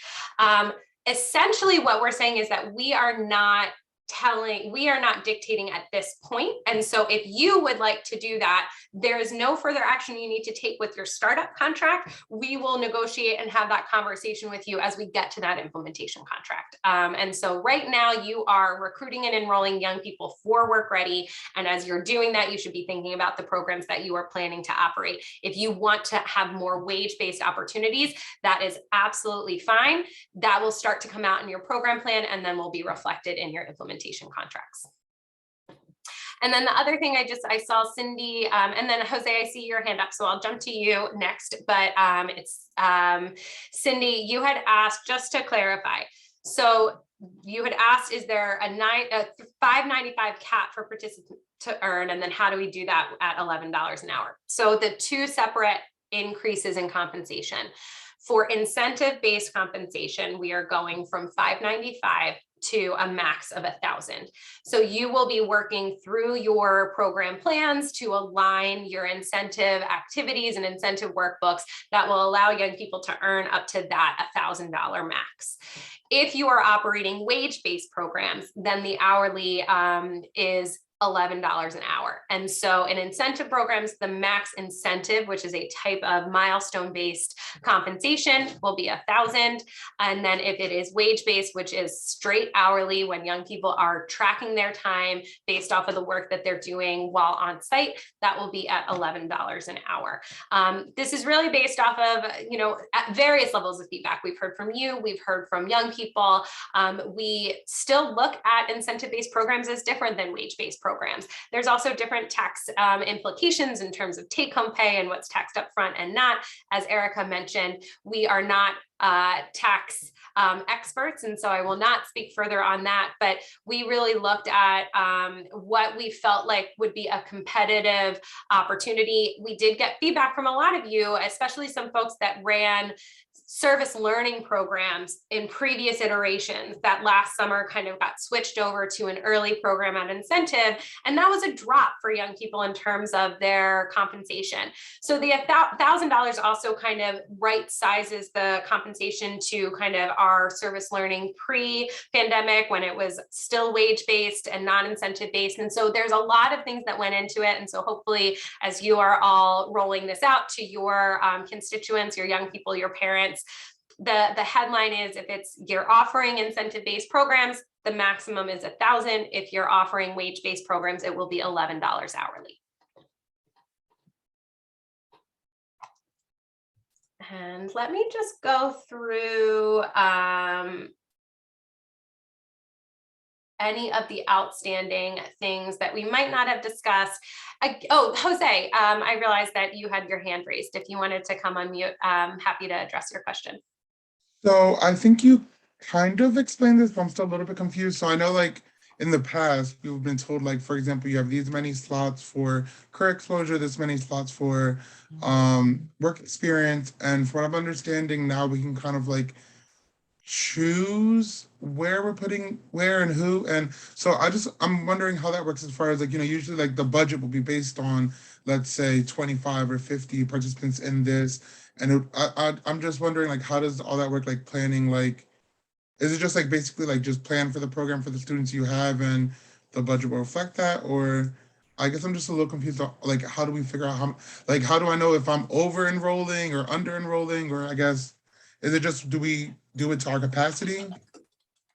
Yeah, I mean, what I would say, Jose, is like, we want you as an organization to serve within the program level that we had shared out with you. You, based off of that size, you might be large enough to operate 2 types of programming. And so if you are doing what I will also say is that, similar to what we've done in the past, we really want individual program models to have approximately 25 young people each. And so if you're a program that's only serving 25 young people, it's likely that you will only run one model. If you're a program that is serving that 50, you have that opportunity to say 25 and 25. As you get larger, that is where we could start saying, okay, if you have, let's just say 60 young people, you might say, based off of the young people that we're engaging, we definitely know that we want to do early and intermediate, but we are looking at maybe having 40 in the early program. Well, that's a bad number. Like, maybe we're looking at 25 in the early program and the other 35 that are in the intermediate program. Or you're looking at, you know, a 30 and 30 split. And so that's kind of where we're saying that, like, we want to work with you. If you want to set those goals, feel free to look back at the information.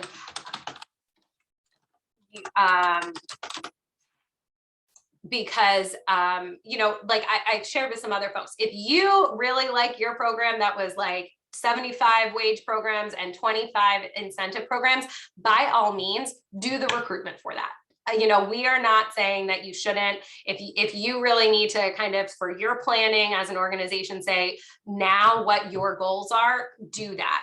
And then as you work to engage young people, when we're really going to draw that line is when we're going to look to get that clarified. Sarah, just to elaborate on that, would you, I believe it was Maricela, I might be pronouncing the name wrong, Marcella maybe, just that the LOI did not stipulate that, but we will be looking for folks to clarify that, if you want to just talk to that a little bit more. Sorry, say that. So let me just pull it up.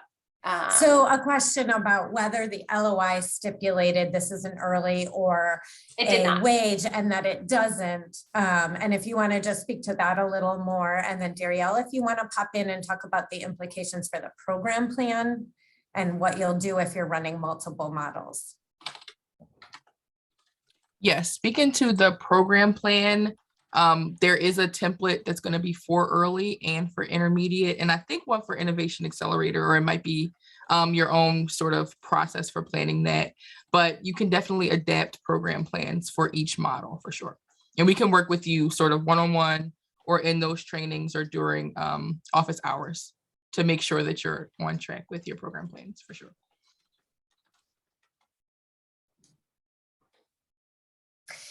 In the program locator survey, we do ask, do you know yet? Will you be running early, intermediate, or innovation accelerator? And it's a check all that you'll be running. So like Farah said, if you are a 25 youth program, you will hopefully just be checking one box.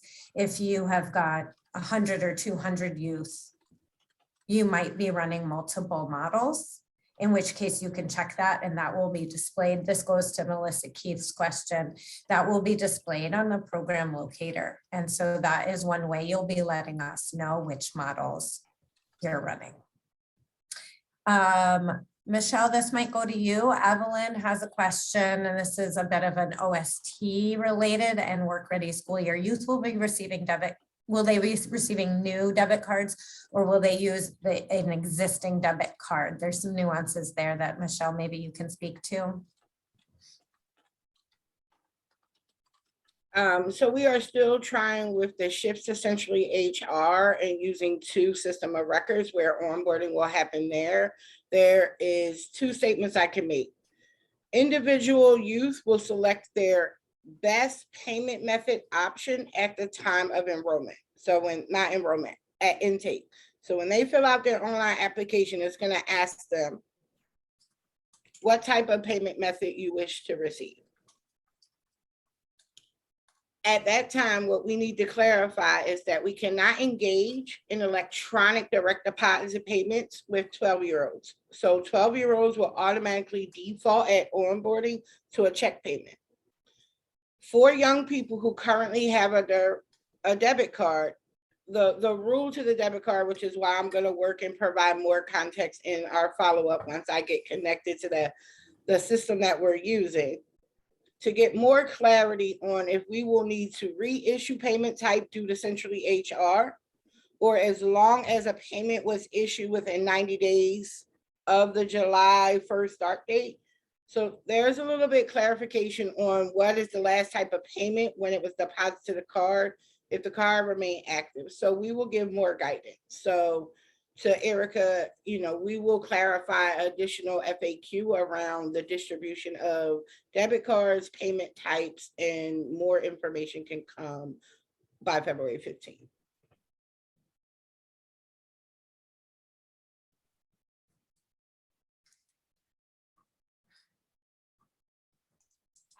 Candace, I was responding to your question, but I will jump it in because I feel like probably most people are interested. I know that Candace's question was around, can like PYN emails be shared? Here is what we can look at. There are, I can work with Erica and our team on what I'd like to do is get a clearer, as we collect the contact information, what we can look at is email blasts that we send, that we kind of build out, that have information. We can include our provider contact lists. Essentially we have contact lists in the case of the tax documents that went to every young person in our network that were paid once. That was the contact list. What I can talk with Erica and our program managers about is how do we get a contact list of our providers that when we send PYN youth email blasts of like reminder that as a provider, you are copied on that, or at least forwarded. There are, though, the other emails that are things that are automated through our system that are triggered by a participant action. Those emails we will not be able to copy you on. And so I will connect back with the team about the best process on things that like we generate. If we're sending like the message that went out of tax documents, the best practice then would be to do like either a forward or a copy, because it's always going to be directed at a young person. And so I will work with our customer service team, our program managers on, okay, if we're sending a youth email blast, what's the forward, and go to the provider contact. But on things like their welcome email and the enrollment emails, and if they have rejected documents, those are emails that are triggered by our system, and we will not be able to get that as a copy that is sent to you. So just to kind of clarify, I know Candace and then Joe, I saw that you seconded that. That is what we can offer. So I hope that might help at least in some of the email blasts, and Erica and PMs, like let's make, and Jesus, let's make a note of that. But for some other ones, we would not have control over. Ebony, I see you ask about the PYN provider timeline.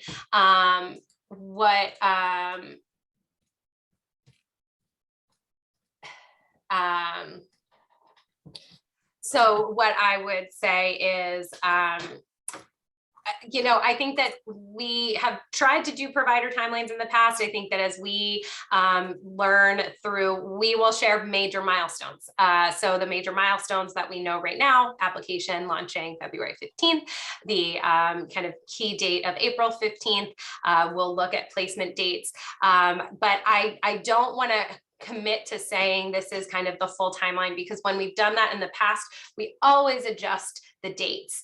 And so so I think that what we will be more looking at is sharing the major milestones as we provide updates. If there's something more specific, maybe we can connect offline about like what would be helpful for your organization, and then we can loop back up to that. And then the Luke, I saw about the entrepreneurship. I'll turn that over to Erica and stuff like that. Sure. And Ebony, just one provider timeline that's super important, May 27th for program plans, with lots of support from Darielle and coaches as they come on.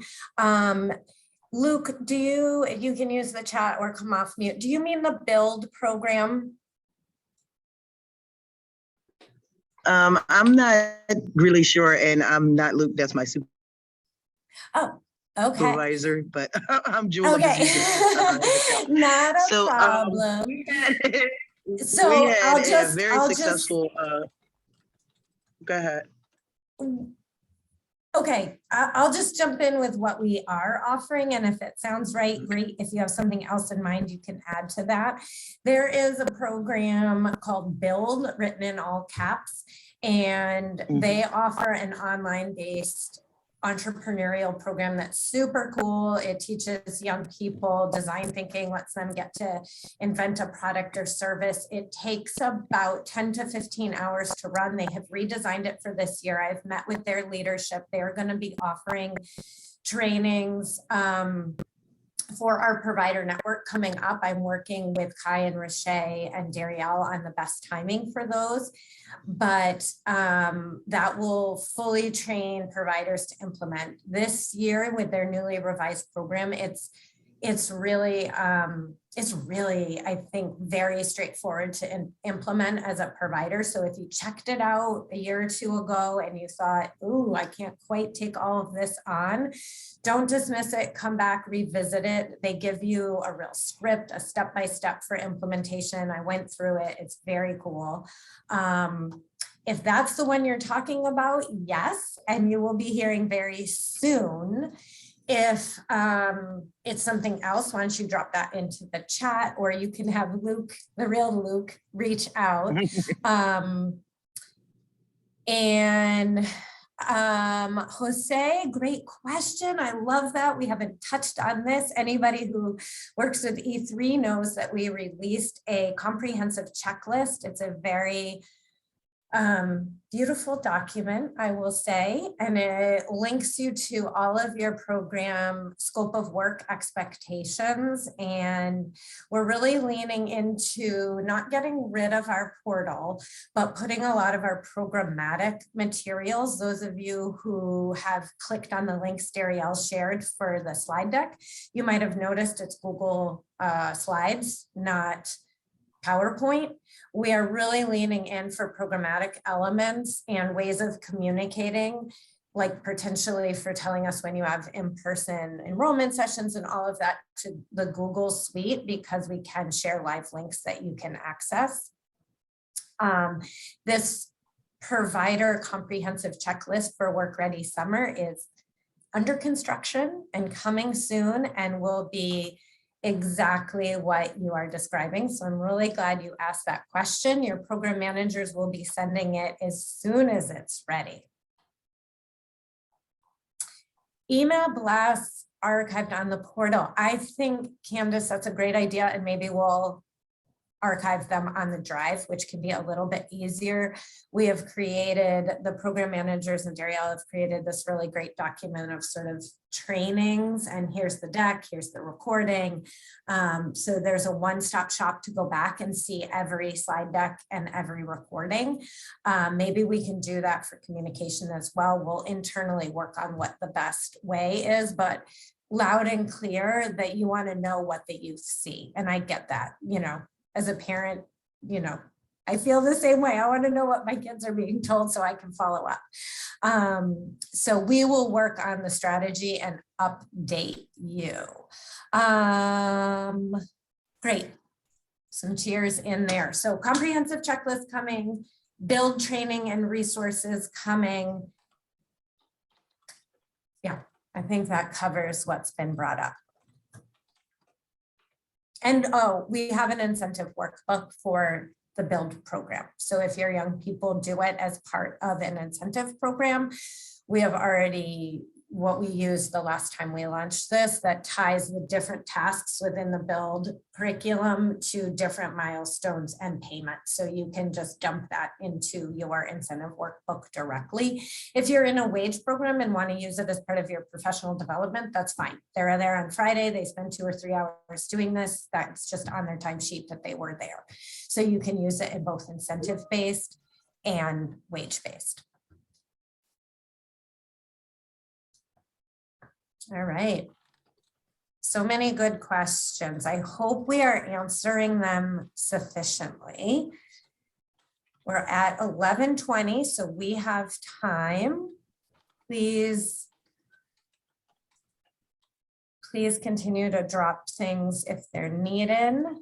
Farah, anything left on the sheet that you think on our Q&A sheet that still needs addressing?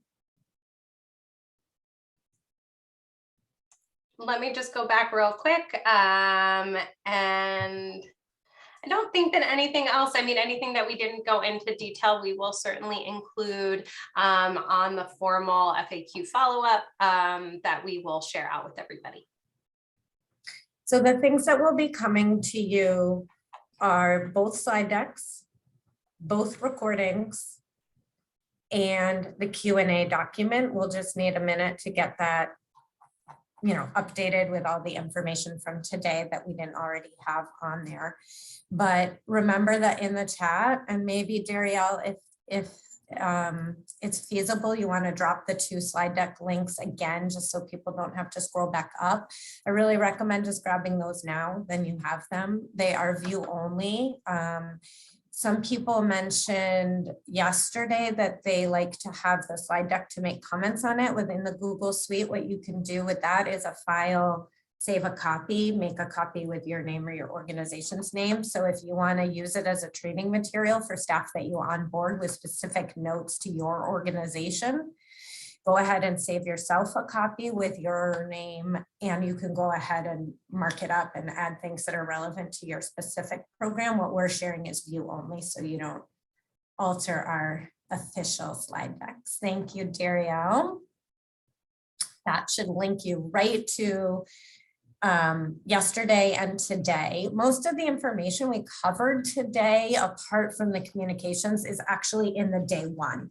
Today was the Q&A on content shared yesterday. So that's where you'll find all of the original information shared about these topics. But the communications information on branding and all of that is in the day 2.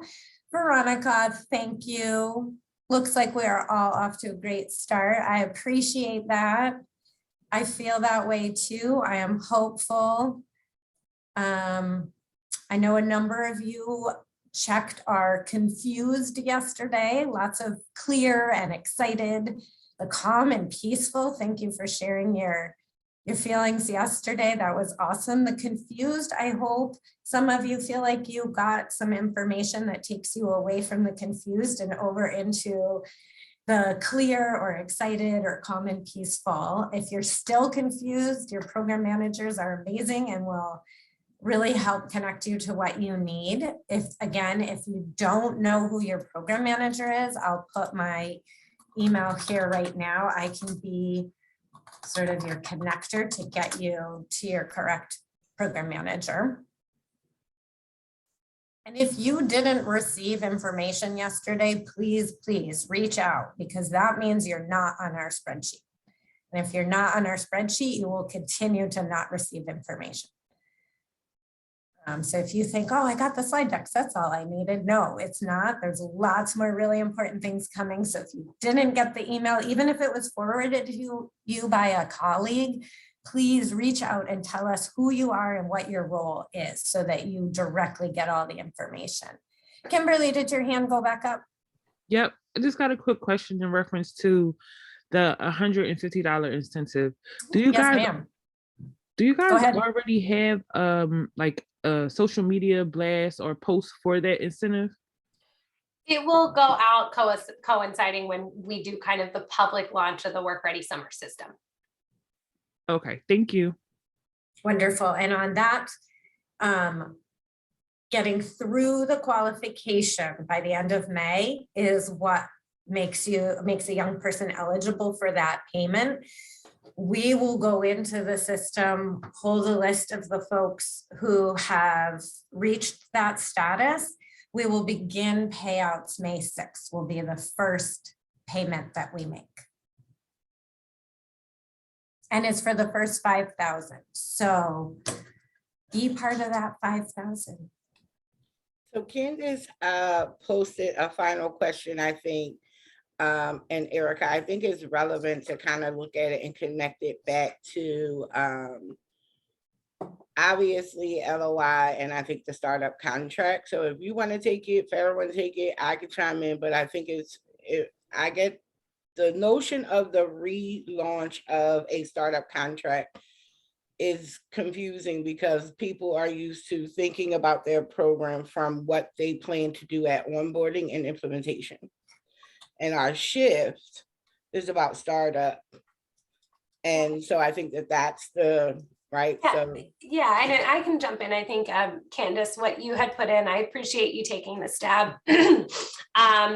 I will definitely connect with Erica. I better understand what you guys are looking for in terms of timelines of like what we know that is firm. So like I think for your exact example, submitting invoices by the 5th. That is true as long as you have an approved budget. And so I think it's like what we can work on is like, what are the knowns? And likely now that we have a little bit more of that document that could be a little bit more of a live document, putting those things in one place. And so I will definitely work with Erica, but what you have in here is absolutely, I appreciate kind of calling out, like for February, if you have an approved budget from PYN, then yes, you are expected to begin submitting invoices on the 5th. If you do not have an approved budget yet, please make sure you are connecting with your accountants. We would love to see those first invoices for the month of January start hitting on February 5th. That would be wonderful. Online application for youth will launch. That is correct. You should begin hosting in-person enrollment sessions. I will give a little bit of a grace period for the month of February, considering that the application is not launching until mid-February. So ideally you would begin at least one session in February, and then sessions as of March should be planned for 2 times a month. And then yes, attending and reviewing required trainings, and you should have your personal website ready and live to go, because that will be linked to the program locator, which will start to be communicated coinciding with kind of a larger public launch when the application goes live. So Candace, I really appreciate, one, it's always great to hear that when people say things back to us, it's saying that they've heard the information. So it's great. Thank you for taking a stab. Everything that you had put in, you are totally not extra. You like remind me of myself being like, I want to make sure I'm the A student. You are. That is definitely helpful for all of us. And then I will work with Erica and our program managers and our team on the best way that we can kind of keep those type of elements up, because I think a lot of what you put in the in-person is like ongoing. And so it's starting at this date, and then how can we call that out? So I really appreciate hearing the feedback on that. And so we'll figure out how to best meet those needs for all of you, and you're staying on track.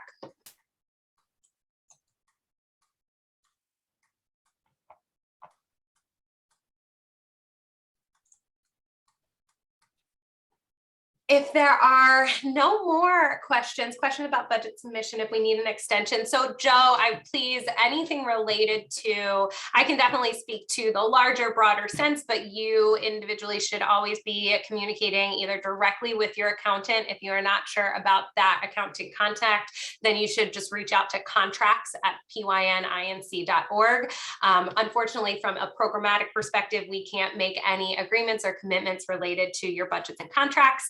But that is something that you can absolutely have that discussion with your accountant and our overall contracts team. And I would just say that the further that the budget submission is delayed, obviously we understand some people are looking for extensions because you're getting information. You are not able to invoice against a budget until a budget is approved, and we're not able to move through an executed contract, so we can't remit payment until that contract is approved. And so, the faster that happens, the earlier that we can get invoices and remit payment. We recognize that you may need to, as organizations, negotiate. And so that is what I would say. What I can say, if you're looking at, I read your question, Joe, as budget submission, meaning like your budget. What I can say that there is really no negotiation is that invoices are due by the 5th of the month. And so if there are questions or concerns, please have that specifically with your accountant. But we have very little wiggle room related to that because it is connected to what we are responsible for submitting. And so please, if you do have some of that question, yes, Joe, please do that regarding invoice submission. When you had said budget, I was looking at it from your overall programmatic budget. Invoice submission, we do have those hard deadlines of the 5th. And if you do have specific questions, you may need to have a different conversation with even some of our leadership, because there are real timelines and deadlines that PYN needs to adhere to. And so I would definitely reach out to have that conversation with our finance team. But anything else? I believe we've covered a lot of the things in the Word document. Looks like we've followed up on the chats and checklists. One, I am really excited to be working with all of you. As Erica shouted out, I think we saw more excitement, and ideally we got some of the confusion moved over into either calmness or excitement. And we can then move forward with kicking off a really great summer. As we said, we have some goals that we're driving towards. Utilization of slots, utilization of budgets. We are doing things differently to ideally address what I talked about yesterday. And so know that when we are implementing new processes, they are coming from a place of kind of what we are looking at as improvement. We are not putting some things in. And then sometimes we are held accountable to the realities of the world. I can't change the vaccination status requirements that we're seeing. And so we're trying our best to navigate those systems and work with all of you on those best things. Hopefully you've seen that your feedback was heard from last year with some of what we were able to implement in terms of improvement. We're not always perfect, and we will continue to strive for excellence. But your feedback and follow-up has really helped us identify where we can put improvements in. And hopefully you've seen that in some of the information we've shared today. And we're really excited to continue to work with all of you as we move on to summer 2022.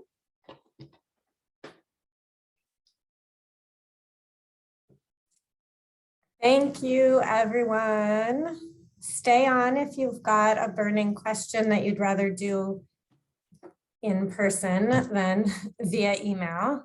Otherwise, you are free to go. You will be hearing from your program managers. Thank you for your thank yous. And again, please, if you didn't get materials, just email me. I will connect you to your team. Hello, everyone. I have a question. This is Charito from El Concilio. Hi, how are you? I'm doing great. This has been great information. Thank you.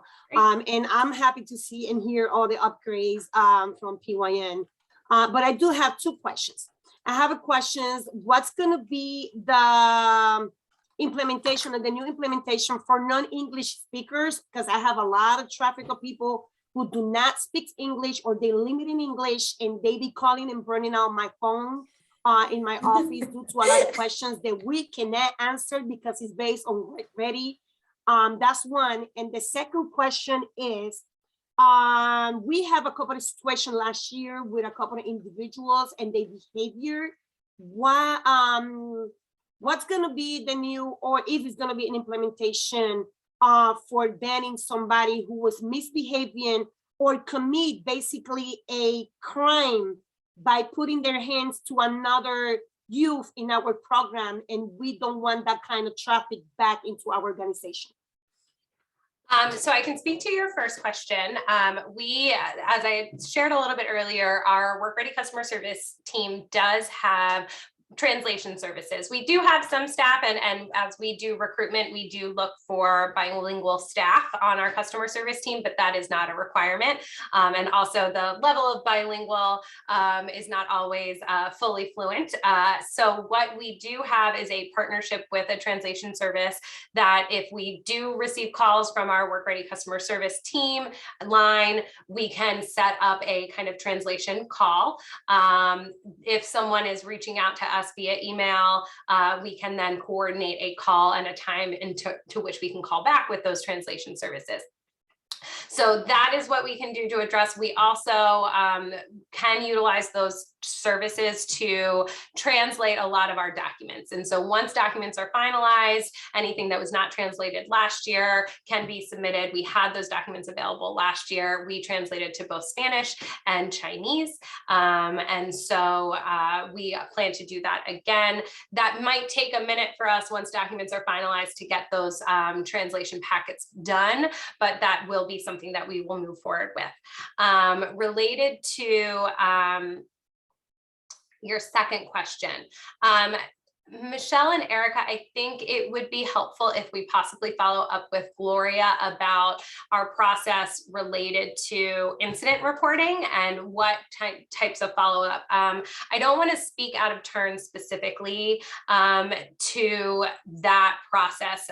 You know, I will say absolutely it's understandable if you have a participant who worked in your program last year and applies again and had any types of incidents that as an organization you can certainly point towards, we did not have a good time last year, unfortunately you're not eligible for our program. What we can minimally connect on, I think that we'll follow up internally, is what does occur if a incident was reported to PYN, and then what happens to that young person moving forward. And so I don't want to speak out of turn on our specific policies related to that, but we will certainly look into what that ends up being. That's awesome. Thank you. Yes, because that was my two main concerns, because a lot of people ask me the same question. And we are still receiving phone calls from some parents asking me, it's going to be safe next year. What happens if this type of people come back? I don't, you know, they don't want them, children or youth, to be in danger, even though we protect them and do as much as we can. In terms of PYN, what we can do, that's something that we would like to learn in Concilio. If you have any information or you want to upgrade the information, please send it our way. Like that, we know what to do and what we can add or not, or to whom we can communicate in PYN. And thank you for the language line. Please, can you send us that number or that email to in our way, because that would be helpful. Because if not, otherwise I will receive 200 calls in Spanish about the same question. Sorry.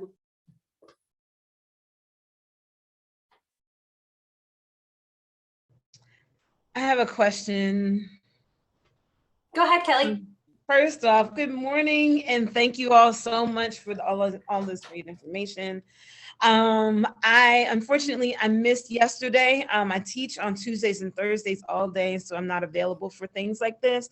But I was just wondering how I could receive the slide decks from yesterday, and also if there was anything pressing that I needed to do that I missed out on. Yeah, Kelly, in the chat, we've actually dropped the links to the slide deck. So if you want to scroll up, that's probably going to be the fastest way, but then we'll make sure in terms of any follow-up materials, we'll send out. Also, both of the recordings, both from today and yesterday, were recorded. And so once those kind of get, sometimes takes a minute, especially since these are longer ones, once those get finalized, we will also be able to send a link out to that. So Darielle just dropped it in now at the bottom of the chat. Thank you, Darielle. So Kelly, you can just click that link and get the slide deck directly, and then we can go there. Excellent. Thank you all so much. I'm All sorry right. I'm sorry to cut you off. I actually just sent you everything, Kelly. Okay, great. So the surveys and the slide decks from today and yesterday should be at the top of your email. Excellent. Thank you so much. You all have a great rest of your day. Thank you.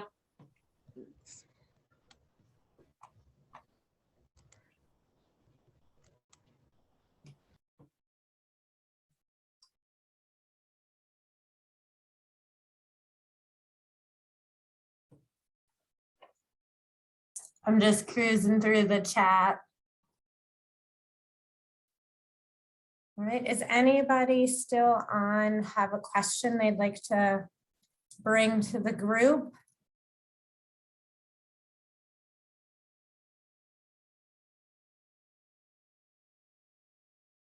We might move you to waiting room island if you don't speak up. That's the place we send folks when the meeting is over. I'm gonna stop the recording.